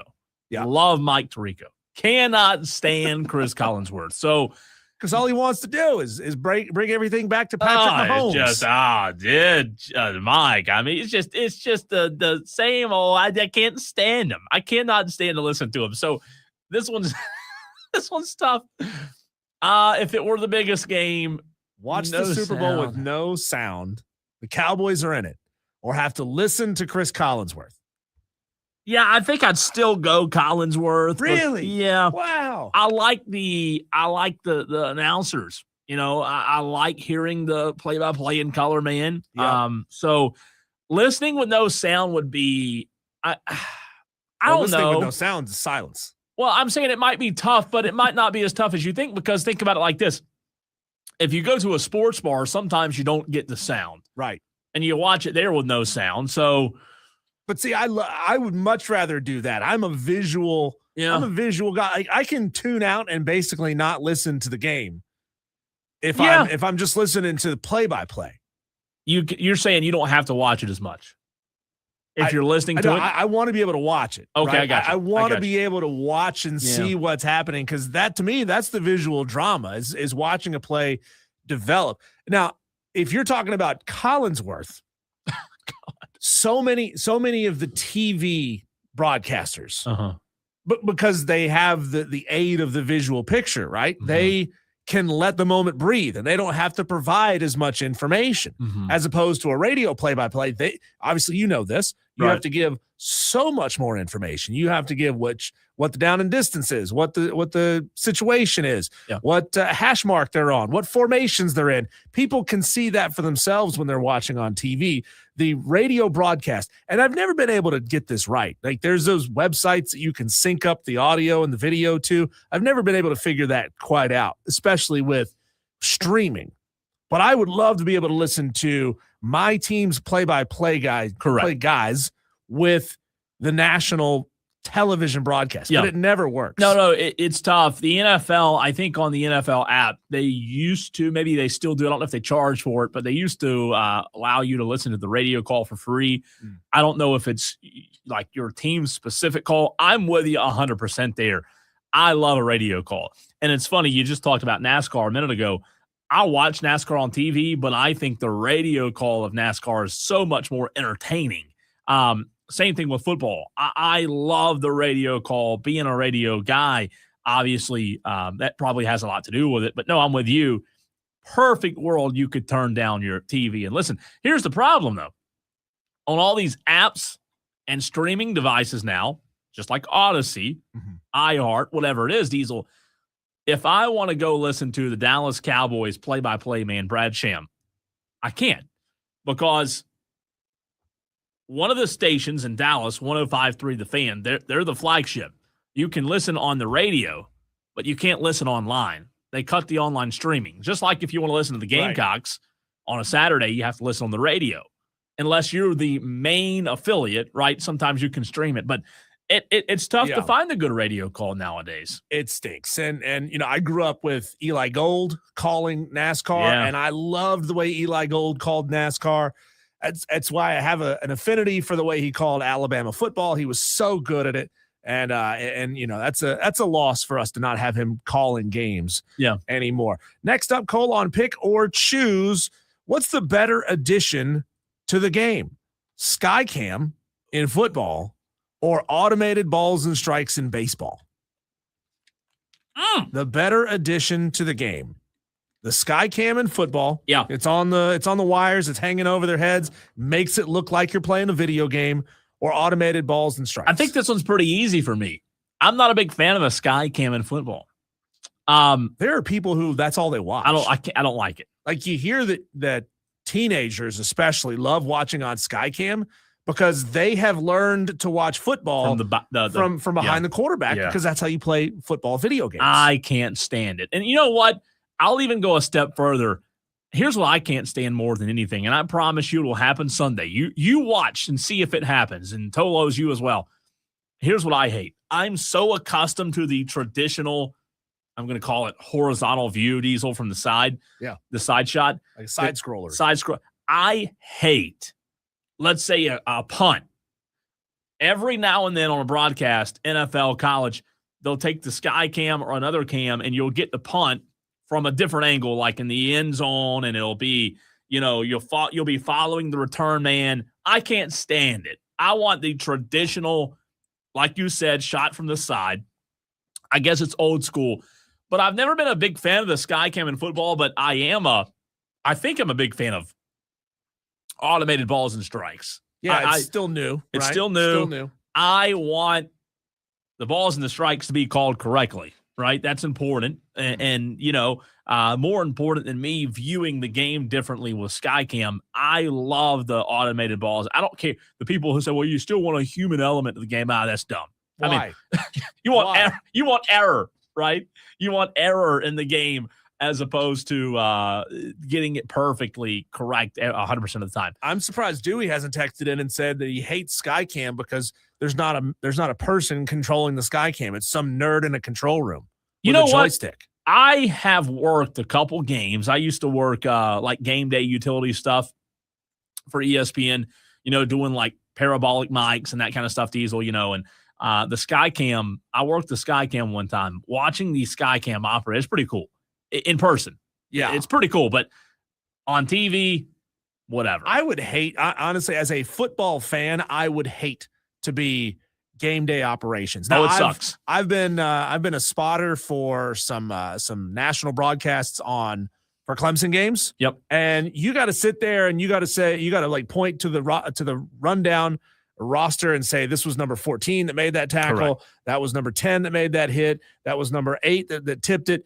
Like, you don't even really get to watch the game. No, you don't. I used to do that a lot. I started in college, and then a few years out of college, I worked those game day utilities a lot because it was fun. You go to the games and, you get paid whatever decent. But the worst part is, like, if you're working I'll tell you which one I worked a lot. I used to do this a lot at Clemson, especially in South Carolina a few times and a couple times in Charlotte. The Oh, what is the camera called that runs up and down the sideline? The one on the track? The track, yeah. The one that's on the elevated, the lift. Don't know the name of it. You know what I'm talking about, though. Yeah. It runs from end zone to end zone. And guess what you're doing? You're either holding cable or you're in front of it making sure people don't get run over. Right. Cheerleaders, players, staff, boosters, whatever. And when you do that, you truly cannot watch the game at all. I've done that a few times. No, I've got a buddy in the Winston-Salem area who's a cop, and he will occasionally take side jobs where he works security for Hurricanes games. Yeah. And every time he'll send me like, hey, I'm standing inside the portal and I can hear the game and it sounds awesome, but I don't get to watch. No, the best one that I did when I used to work a lot of game day utility for ESPN, I did the camera on the sideline. I do the spotter that you talked about. This spotter that I did, I just sat in the press box and gave him down and distance the whole time for the TV crew. I did the parabolic mic, and I think parabolic mic was my favorite because with parabolic mic, you do have to follow the ball, right? It's the for those best that don't possible know, job. I think so. Yeah. Oh, I take that back. I might have a second. What's the guy who does all the ESPN draft analysis, not the big hair, Todd McShay.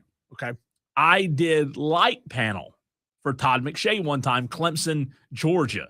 So all I did the entire game, I held a light panel, and whenever they came down for a sideline shot, I followed Todd McShay the whole game, and I turned the light on and shined it on Todd McShay, just like that ring light right there.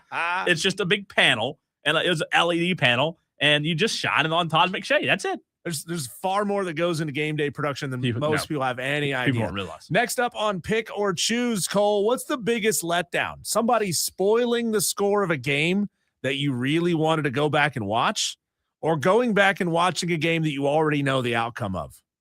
And as a fan, like as a radio host, it's something we have to do fairly often. Yeah. We have to go back and, sometimes we're watching the game live and you can get a decent amount of information, but you got to go back and watch it again sometimes to refresh, to see it from a different angle.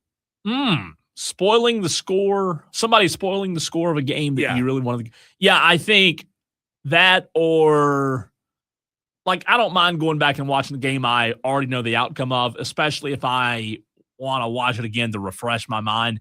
I don't love it, but I don't hate it as much as somebody spoiling. Now, used to 10, 15 years ago, you could do that. You could go to, let's say, a high school Friday night football game, wherever, and you could go home and you could get all the way home and you wouldn't know the score. Yeah. Nowadays, you can't do it with your phone and I hate notifications. Yeah. I hate the ESPN app because I watch everything on streaming. And so streaming, you're usually like 30 to 45 seconds behind live action. And a game is coming down to the final play.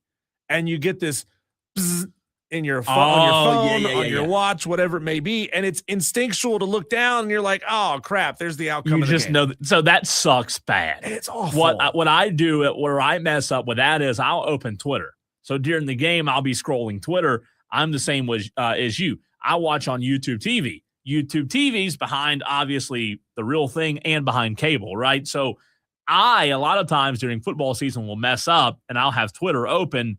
And I'll see the play on Twitter before it happens, and I hate that. Or I'll throw one better at you. If you're on the phone with somebody, they're watching the same game. They're ahead of you. Yeah. And they say, "Oh, did you see that big play?"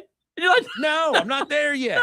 No. I'm not there We yet." just now got back to the line of scrimmage. My dad was doing that with me the other day. I was watching the Clemson basketball game, the Clemson Pitt game. Yeah. And he's like, "Oh," I'm like, "Yeah, come on, man.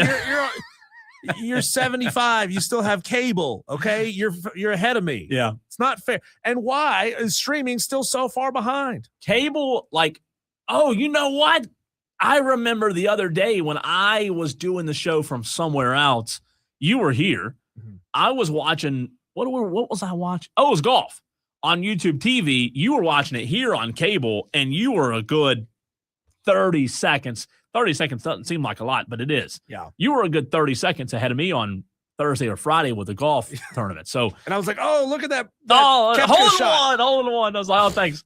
So I would definitely say spoiling it. That's worse. Cole, what's worse? Going to a vegan Super Bowl party that you didn't know was a vegan Super Bowl party, or the cook miscalculating how long it takes to prep the food and like the ribs not being ready until the game's almost over? Oh, that's a tough one. Crappy food or late food? That is a very, Yeah. very tough one. I'm not going to lie. I'm pretty down and upset if I go somewhere and the food's late. Like that, Like Super Bowl, ideally, you want to eat like 30 minutes before the game actually starts. I want to eat before and at halftime. That's when I want to eat, right? And then maybe snack between, but I want to eat before and that's a tough one. How did I? Dan, I didn't even have you in mind when I came up with this question. Was he a vegan? You just told on yourself. What happened? He says, geez, D calling me out. I think he thinks I'm calling him out for the ribs at a NASCAR party at his house a couple of years ago. JD was there. Madcraft was there. Mark Ryan was there. And what happened? And the ribs, and this is not Dan's fault, the ribs somehow went bad. Oh no. So he had to run off to the store and get more ribs, bring them back to the house, prep them, throw them in the smoker or the oven. I forget exactly how he made them, but they were late. They were late. I didn't even think of you when I wrote this question, Dan, but you just told on yourself. I tell you what, that one's pretty bad. Gosh. That is pretty bad. You almost it's like a 4th of July party. You see these videos on TikTok and stuff where the guy like burns the burgers or something, or the grill catches on fire. Right. You say, screw it, let's order pizza. Be done with it, right? To answer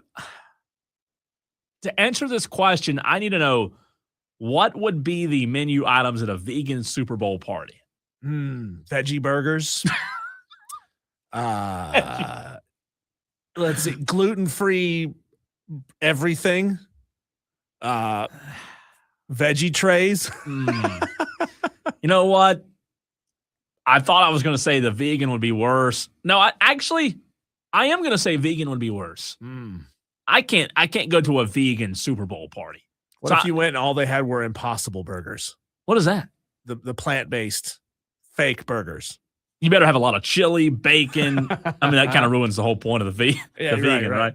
But no, I would say what's worse is the vegan. If the cook miscalculates the time, no big deal. Maybe you'll have some appetizers or something. My brother-in-law has done that. He's made ribs and he set up the timer. And hey, ribs take a long time, and I get it. But I think he threw them in a little bit late, and it took a while, and they were ready much later than we anticipated them being. Real quick, I'll throw one at you real quick. What's worse, that or what I did at Thanksgiving dinner this past year? It was the second turkey I cooked, and I pulled the turkey too early. Oh, it was undercooked. Yeah. So it had to go. How bad? It's pretty bad. How early did you pull it? Too early. Didn't you stick one of those little things in there that goes pop when it's ready? No, I didn't. I had to go right back in the fryer with it. It wasn't near as good. Oh. It was okay, but I was very disappointed in myself. Okay. So I would probably say blate's better than raw turkey. Here's Dan. Thank you for that was like 2 years ago. Goodness gracious. No, it's been he still longer than that, all the right? Details. Maybe 3 years ago. He says Costco ribs were bad. He bought them that day, had them cooked, and it made the whole house smell for a couple of hours. Yes, now that sickly smell is back in my nostrils. That's great. Gosh, that's good stuff. What would be the toughest to walk away from, Cole? Crashing in a skeleton race or the luge? Remember, skeleton is head first, luge is feet first. I think, walk away. I mean, if you want to be technical, I guess it's tougher to walk away from the luge because you don't have your legs. Yeah, but how are you going to walk away from a skeleton if you break your neck and you're paralyzed? At least your legs work. Head first. Head first is going to be the worst. How'd you get that big scar down your skeleton? Definitely head first. No, you do not want to go head first. Luge, that's okay. I still don't think it's a great. You think it's rude to call someone a loser to their face? No, I don't think so.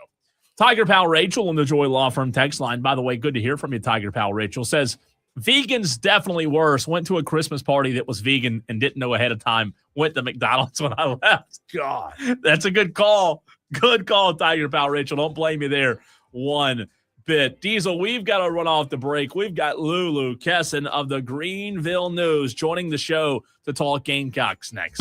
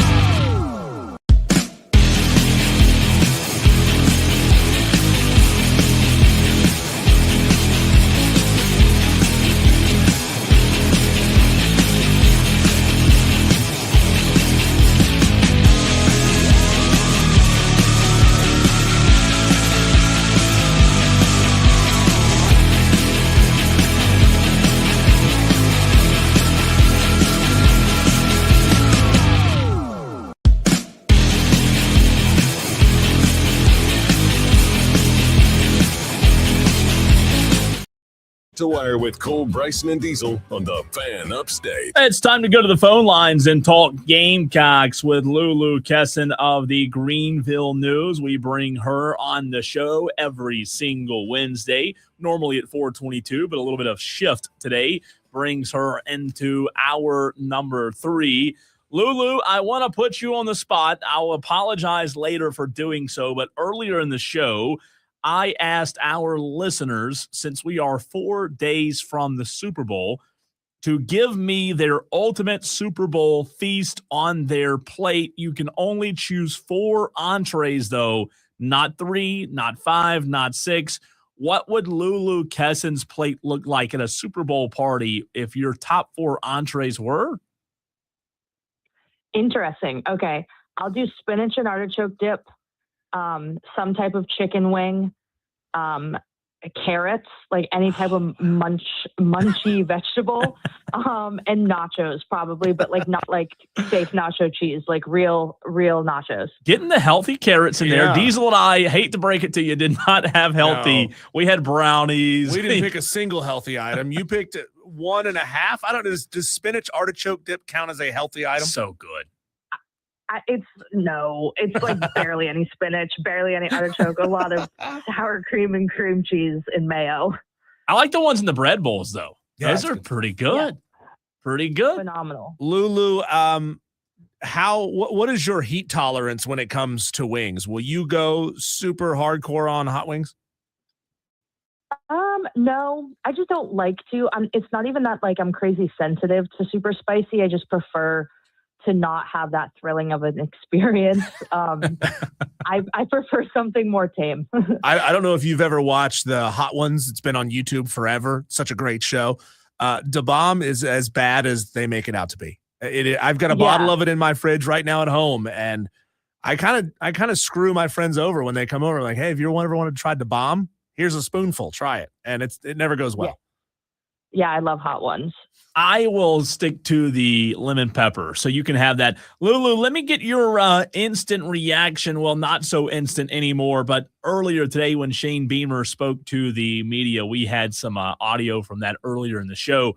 But the spring game, we know the stadium's under construction. Shane Beamer says he does not believe there will be a spring game, and he does want to honor the fans somehow, some way. What do you think that'll look like, and your thoughts on there not being a spring game? Bad move, good move, or somewhere in the middle? Yeah, I think, it's weird because obviously last year a lot of teams stopped doing spring games because of the spring portal. And with that gone, you sort of thought, okay, yeah, everyone's going to go back to having them. But then South Carolina has its own issue because of the construction.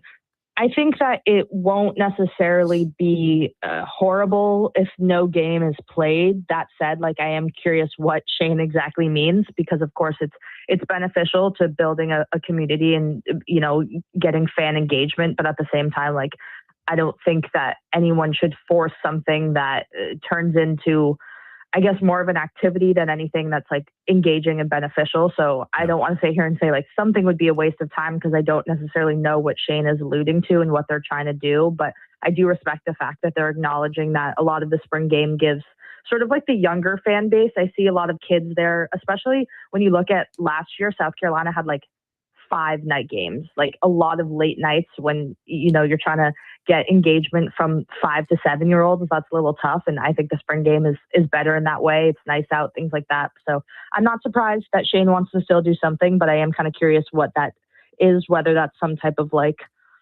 game night or contest or something kind of similar to what they did for basketball this year, where they had like 3-point shooting and skills and stuff like that. I'm very curious to see what comes out of it. Joyce Edwards, 18 points away from reaching the 1,000-point mark as a sophomore. She's averaging 20 a night, so there's a good chance that she gets it tomorrow night against Mississippi State.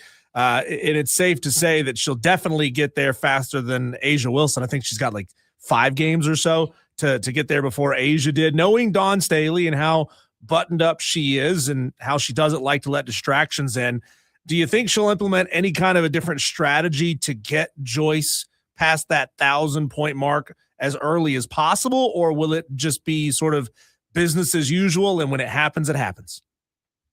I think more the latter. I think too, like with South Carolina and them likely not having two of their, star guards tomorrow in Tanaya Latson and Agat McKeer, like Joyce is going to need to score anyways. It's sort of funny. Like there's been a couple instances this year where Dawn has subbed a player out right before they reach some type of career landmark. And I don't think any of them have been intentional. I think just when you're playing at that high level, it's not easy to remember stats or know where you're at one point. And so I'm curious to see what happens with Joyce, because if she has, a night where she has, 15 late in the fourth quarter, then you're sort of like, okay, what's going to happen? But then it's almost more of a guarantee if she has 12 by halftime based on how much South Carolina is going to need her to score. So I think maybe if there's a minute left and Joyce is at 16 or Joyce is at 17 or something like that, Dawn might run a play out of bounds for her if she is aware of the context and the situation, but I don't think it'll be from the jump that she's looking to help Joyce reach 1,000. I think she knows that Joyce needs to score 18 points to win regardless.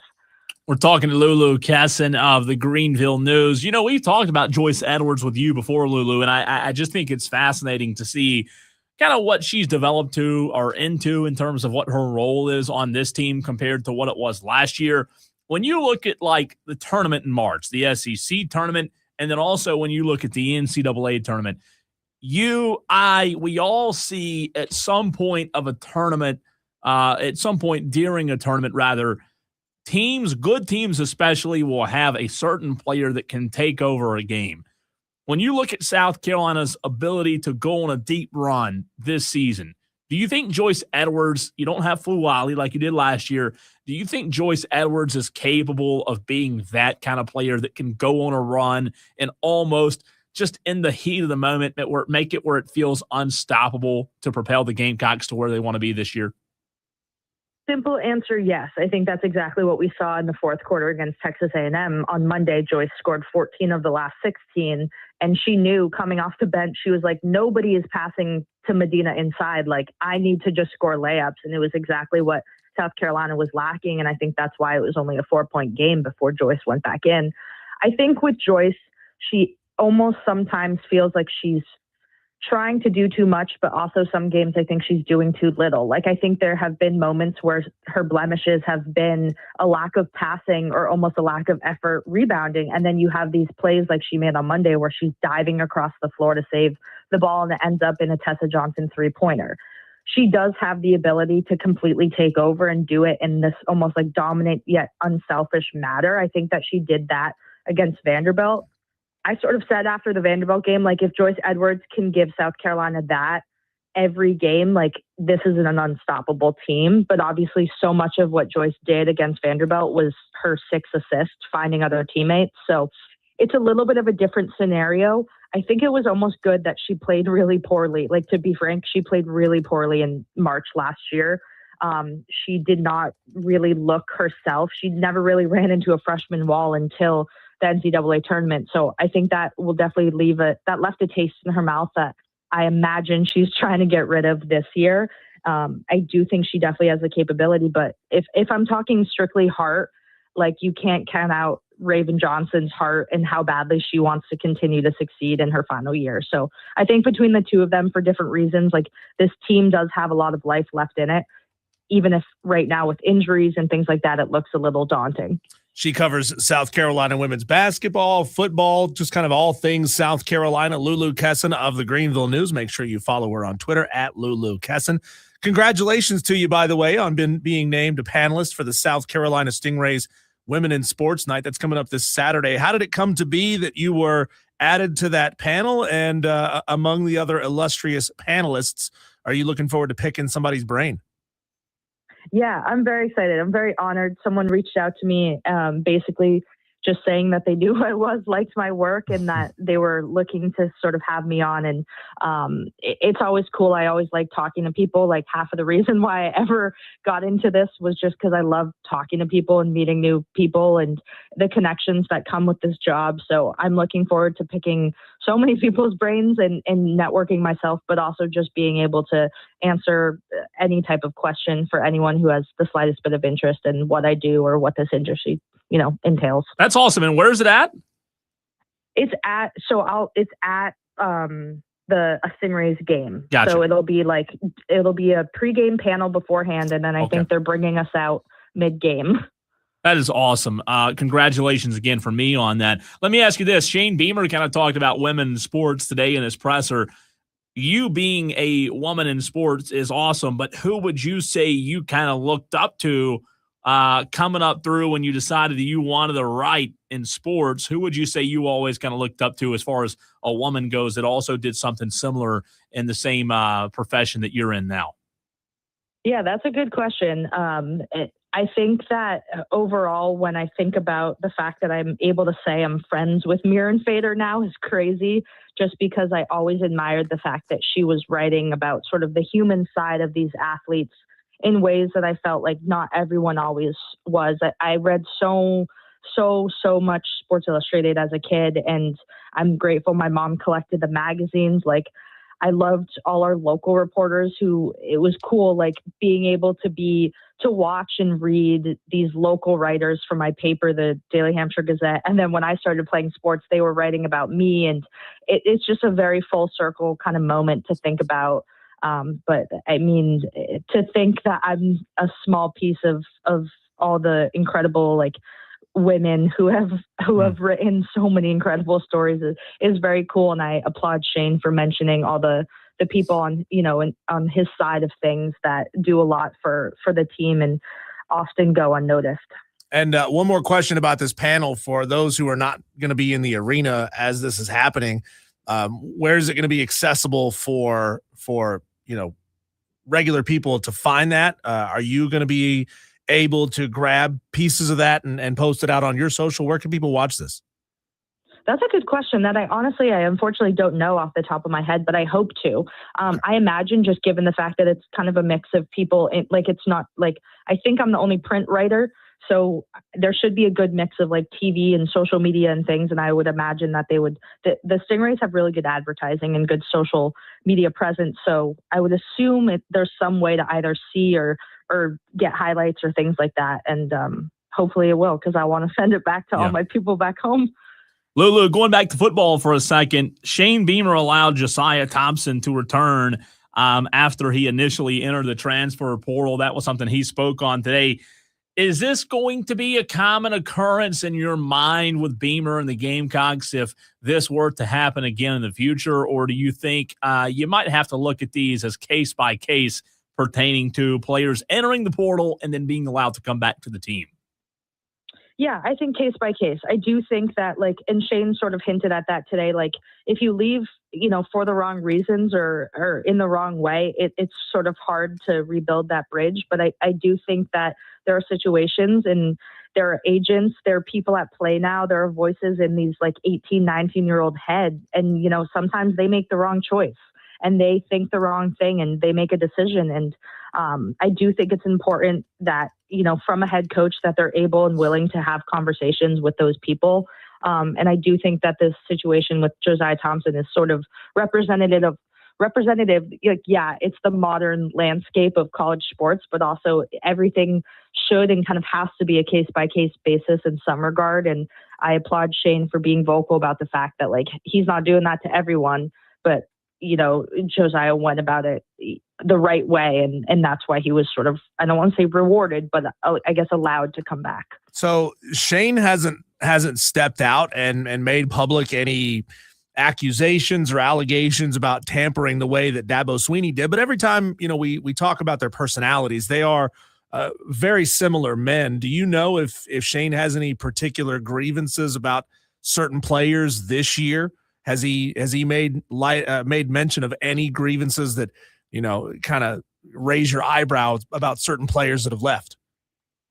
No, he was very limited in what he said about Michael Smith. And I don't want to speak a ton on that because I don't know enough details to say that was a tampering situation. But I think it was I guess, the rockiest exit of a portal person, I would say, based on, based on what we know.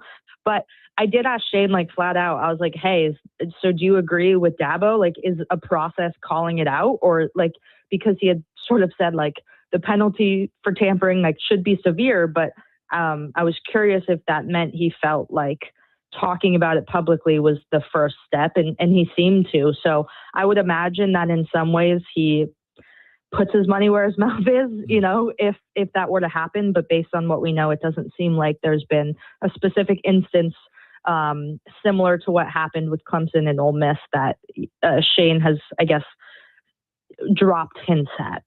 Lulu, you're the best. As always, appreciate you, and congratulations again on being on the Women in Sports panel that you'll be doing here soon, and we'll talk to you again next week. Thank you guys so much. That's so sweet of you. I appreciate it. Have a good one. You too, Lulu Kesson of the Greenville News, always joining us. I'm just a little offended. Where's the fat white guy in sports appreciation? I mean, what are we doing here? Look around Radio Row or any sporting event you go and cover, you're going to see a lot of those. So there's plenty of appreciation. Do we not appreciate the fat white men? I mean, come on. You got these, women who do a fantastic job. And what are we good at? Eating? Hey. Yeah, I guess that's it, right? We had an intern that worked here a long time ago, Cole. You probably know him. And he was wondering, hey, what do I do while my internship is coming to a close at this radio station? What do I do? I said, find a niche that you think is underserved and go be the absolute best at it. Mm-hmm. And he has built his company up in a major, major way. So to the dads that have little girls that are interested in sports, possibly send them down the same route that Lulu Kesson is on. That's a great way to keep them involved in sports. When we come back, Cole, we know that Clemson is on the road at Stanford tonight, but what else is going on in top 25 men's basketball? That's coming up next.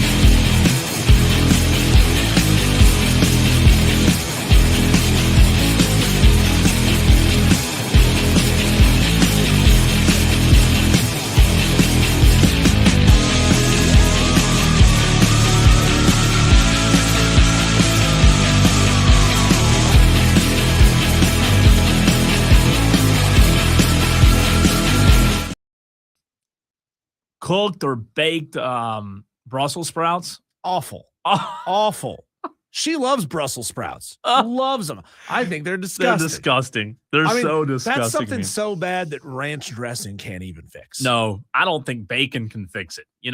I'd be willing to try it. I'd try it. Dipped in ranch and fried. It's so bad. That smells really, really bad. I can't do it. Not quite as bad as bad ribs at Dan B's house. That's still funny. That you called him out. That is so bad. You did a whole segment to make fun of Dan B. Didn't call him out. Dan B called himself out. Thank you very much. And like I told you, it wasn't his fault.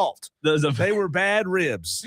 He said he got them and found out they were bad. Yeah. It happens. It happens. You just order pizza. That's what you do. You just order pizza. He was dedicated to his craft, though. They ran right back out of the store, gotten more ribs, and made more ribs. Love it. Yeah. Cole, is Clemson-Stanford the best game of the night? It is a 3.5-point spread with the Tigers on the road, 8-1 in ACC play. Stanford awful in ACC play. Like they were off to a hot start playing, nobodies for the first part of the season. They went on a 4-game win streak to start with Portland State, Montana State, and UL Lafayette. Lost to Seattle. Once they got into any meat of their schedule, they started losing some games, and they were in a tough spot. Now that they're in ACC play, they've lost 4 in a row to Duke, Cal, Miami, and Florida State. All those pretty decent teams. I mean, Florida State is the lone exception to that. They're sub 500, but Miami, Cal, and Duke are good. This Stanford team can't buy a win, and it would be devastating for Clemson if they lost this one. You said, or you asked rather, if it's the best and biggest of the night. I mean, I think it's up there. UCF and Houston could be a good one. It's 2 good teams in the Big 12. Houston's number 8 in the country. Diesel, they're 19-2. But Houston's a 15.5-point favorite. That's the problem. Is Houston just that good? They are, and I don't know that UCF will be able to hang with them. But I that's a spot where I would look at taking UCF in 15.5. It is at Houston, so that's going to help. Obviously, that's a tough place to go play down there, man, and a tough place to win. But no, I think you're right. I think Clemson Stanford's probably your number one bet. I think games that have top 25 teams, it's the closest spread of the bunch. But also, what does that say about Clemson if the odds makers look at a team that is far below 500 in conference play, saying they're only 3.5-point dogs to Clemson, a top 20 team coming in on the road? Yeah, I think number one, being on the road, Diesel probably has a little bit to do with it. Making the trip across the country, a little bit to do with it. Number Late 2, start. Yeah, I don't know that they're giving Clemson credit just in terms of what we talked about the other day. Like if you look at all these different advanced metrics, Clemson is not anywhere near the top 10 in a lot of these advanced metrics. And I forget who it was. It was Rocco Miller, I think, yesterday, who said, they may not be in the top advanced metrics, but they do play as a team, and that matters. They play really good team defense, and defense travels. So, even though they're ranked 20th in the country, Clemson still may be getting disrespected a little bit when it comes to the odds and the odds makers. But I think it's a good spot, but I also think it could be a tricky spot if you're not careful because of the long road trip, right? Going out there, like you said, playing late, a little bit different, not on your normal schedule. I still like Clemson tonight. I would, in fact, pick them to cover the spread of 3.5 points, but we'll see. I think it could be a tricky spot. UCF Houston, like you said, 2 well above 500 teams playing one another. Michigan State, Minnesota. Minnesota's about a 500 basketball team. Notre Dame at number 24, Louisville. That's an 18.5-point spread. Northwestern goes on the road to number 5, Illinois. That's a 15.5-point spread. BYU on the road at Oklahoma State. 7.5-point favorites are the BYU Cougars. That could be a pretty decent game as well. If you're just looking for sports to watch, BYU, Oklahoma State might be a good one. By the way, did you attempt to watch the Pro Bowl last night? No. Oh, dear God. No, I didn't even try. Let me tell you this. I turned it on. Bleep show doesn't even – it was so hard to watch. Well, Dak was there, so – Diesel, it was so bad. It was so bad. And the announcers like Dan Orlowski and Marcus Spears and Ryan, like they tried. It was borderline unwatchable. It's time to just axe it. Kill the Pro Bowl? Yeah, name the teams. Hey, you made the Pro Bowl. That's great. You made the team, but we're not going to have a game. Right. It was beyond unwatchable. Have it operate like All-Americans. Yep. Yep. You're named an All-American. Great. Here's a gold watch.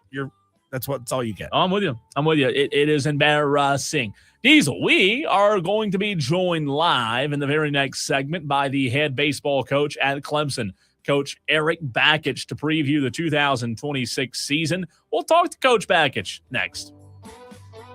More fired up than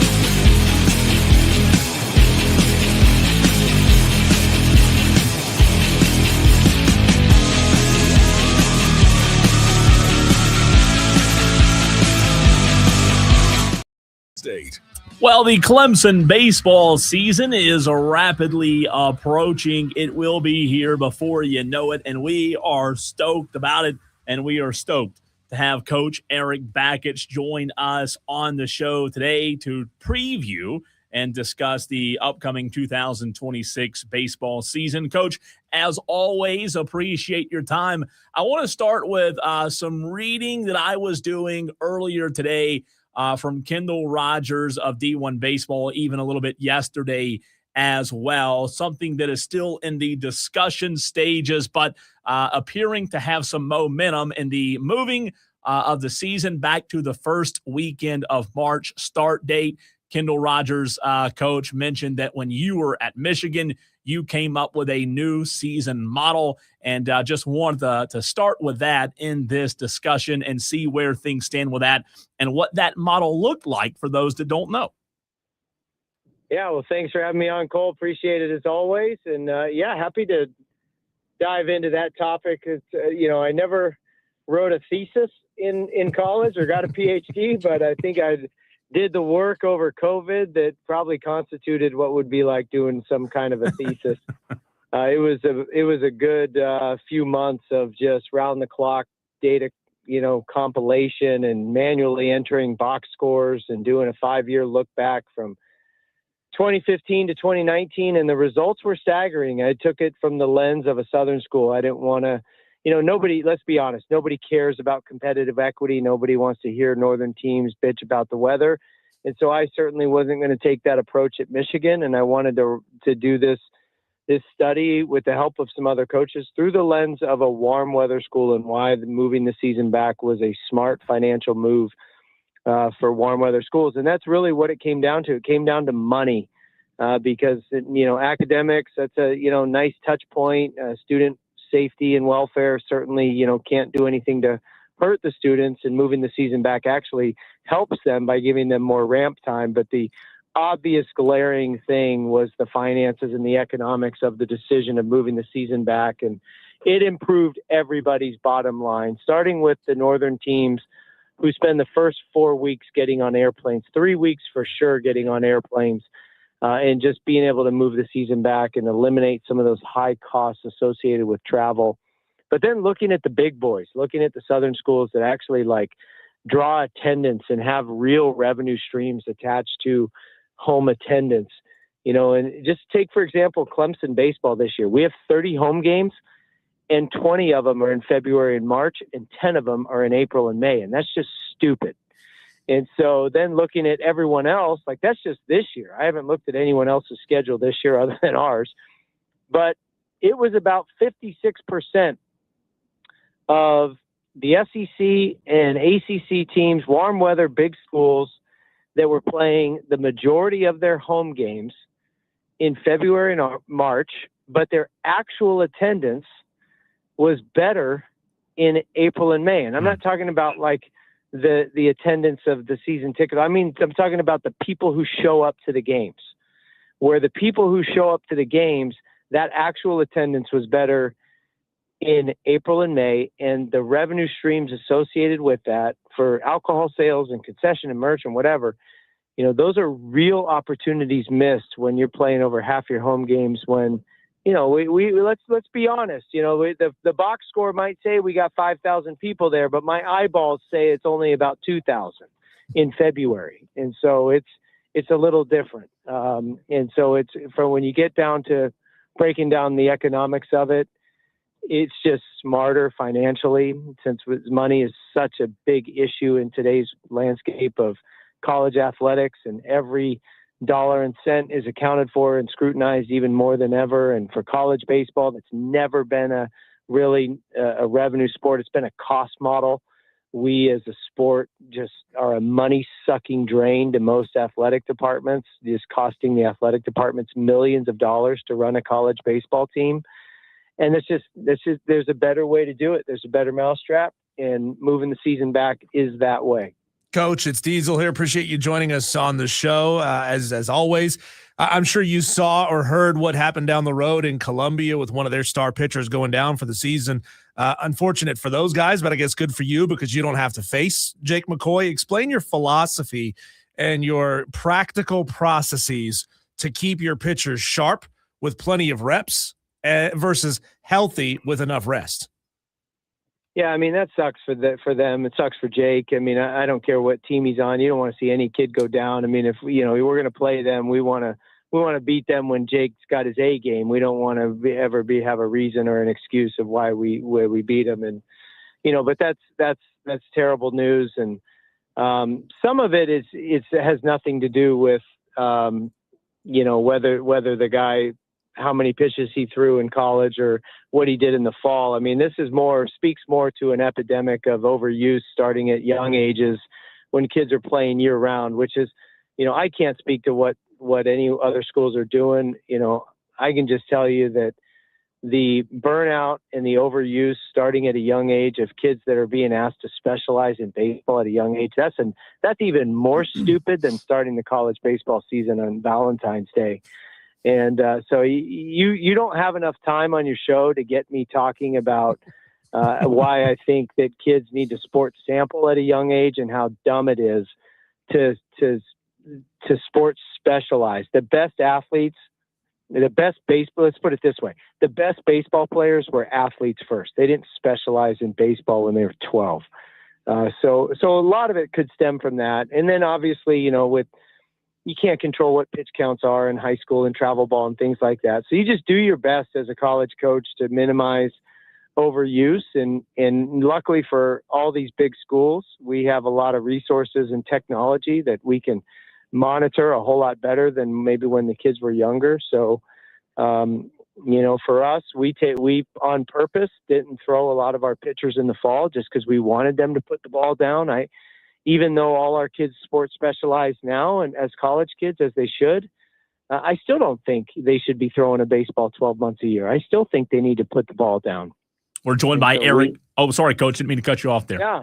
No, I'm done. That's exactly. It's perfect time to interject.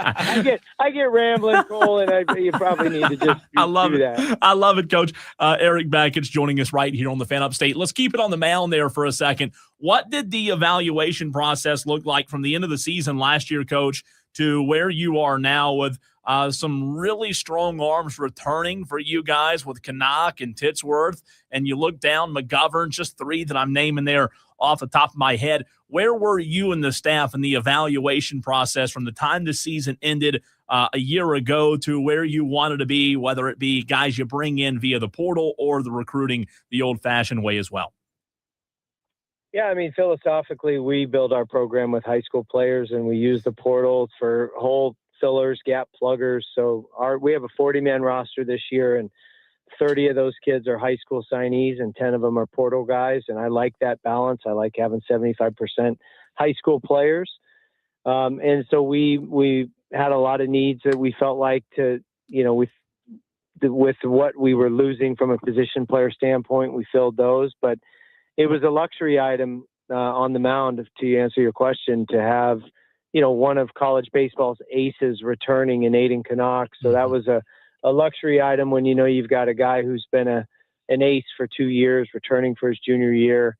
And then having guys like Drew Titsworth and Talon Bell who have all made starts, returning as well. So we're fortunate in that regard to have those guys that have all made starts, have starts under their belt coming back. And for those reasons, it was just, we made the decision to not really pitch those guys much or at all in the fall, just to give them as much rest time so we can have them build up, ramp up, and strengthen as the season goes so that they are surging and spiking in the postseason and not fizzling.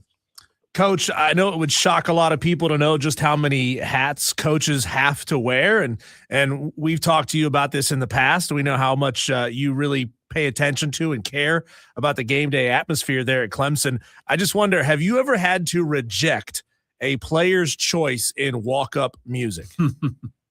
Oh, for sure. I mean, I tell them the story all the time. We, first off, I think it's more important that the crowd is activated with a player's walk-up song than it's some terrible song that makes that kid feel good, because then there's 6,000 people in the stands that are cringing when this terrible song is coming on. And so I think you want as much positive energy. Hitting's hard enough, and you want as much positive energy from the crowd as you possibly can. But I tell them all the story that, back at Michigan, we were thinking about pinch hitting, and we had to pick between two guys, and we picked the guy who had the better walkout song because the other guy's walkout song was so bad. We literally said, I don't want to hear that song. So we pinch hit the other guy. Do you recall what that walk-up song was? Oh, it was some gangster rap, terrible. I don't mind rap. I get into it with some of the guys, but this one was so bad that there was no beat. The lyrics were terrible. That it just, it was just one of those like, what did you lose a bet? Are you kidding me? This is awful. Coach, you mentioned some of the position players. You also talked about bringing in 75% of the class via high school recruiting compared to the portal. Does that fluctuate? Not like the number 75-25, but your needs based on you, for example, this year bringing back some solid arms, needing some more position players. How do your needs going into the offseason and then translating all the way to where we are now in February dictate how you look at the portal during the offseason? Yeah, it's a needs assessment all the time for 5 different recruiting classes, the portal class and then all 4 high school classes, and just always trying to, eliminate some of the dice roll that goes into naturally with projecting and recruiting and prognosticating. And so we use the portal when we have a high school signee like Dax Norris signs in the first round with the Yankees. And then, we got Tyler Lichtenberger. We were convinced that Jacob Jarrell was going to get drafted because he hit 15 homers as an everyday starting catcher. And so we signed Nate Savoy. We had a couple of transfers leave our program. And obviously Cam Canarella we knew he was going to get drafted, but they opened up an opportunity to sign Ty Dowley. So it's just, you just try to plug holes with the portal.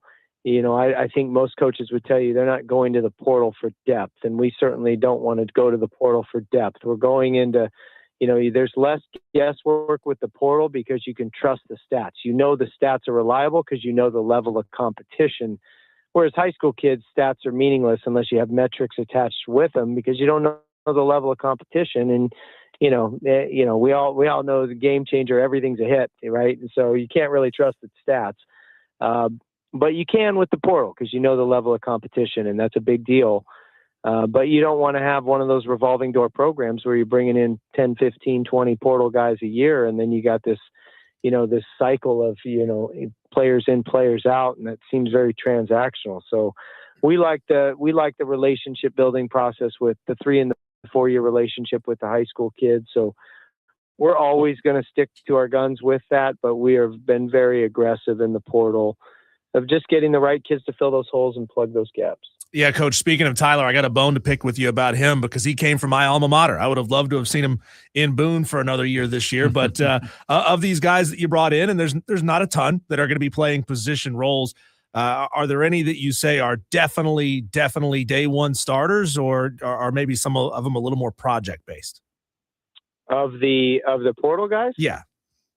Oh, yeah, we brought them in to make an impact. We didn't bring them in to sit the bench and have depth. I mean, and they're as advertised, some of these guys. I mean, they can really impact the ball. And you'll see a lot of those guys will make an impact right away for sure. Coach, can you talk about the preseason banquet, February 7th, just a few days from now at the football facility? I know fans can purchase tickets on ClemsonTigers.com, but what that means to your program. Yeah, so banquets are boring. They're stuffed shirt, boring, coach speak. No one wants to hear the coach get up there and blabber for 2 hours, right? So we switched it. We do the we like to party, and we're bringing in the community. Kids are under 12 are free. Students are free.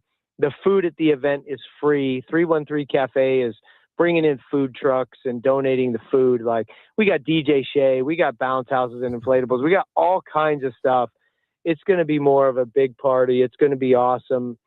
And then we have the players introduce themselves instead of me sit there and talk. I've done the banquets where I stand up there and talk for an hour and a half, and my wife's like, yeah, no, great, but you talk too much. And as you guys can kind of tell the way this interview's going, I just keep blabbering. Imagine if I did that for an hour and a half at the banquet. So we switched it to, to the players introduce themselves and the seniors give the speeches. We don't bring in a guest speaker. The seniors are our guest speaker and they give their words of wisdom for a few minutes. And it's been a lot of fun since we switched it to that format a few years ago. Coach, I grew up in the era where every kid wanted to swing like Ken Griffey Jr. And you probably remember this apparatus that you would stand in. It would help coach your swing and make you swing like Ken Griffey Jr.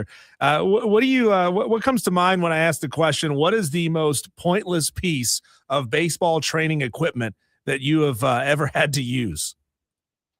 You're talking about the swing man. Yeah, I remember that. I tried that one out. That one was tough, man. Ken Griffey's a one of one, and kids who try to model, it's good to try to imitate your favorites, but you got to understand that Ken Griffey Jr. is the son of Ken Griffey Sr. He's got a little different genetics he's pulling from than the rest of us. The dumbest things that I see kids do is when they slow themselves down. And I tell young kids this, and I tell them at youth camp, and I tell all players this. This game is designed, your body's designed to move fast. Explosion comes in all shapes and sizes, whether you're 5'11", Cam Canarella, 5'9", Cooper Ingle, or 6'6", Caden Grice. Explosion is explosion. And when you start doing gadgets and doing things that makes you slow because you're trying to be accurate, you're losing all your athleticism.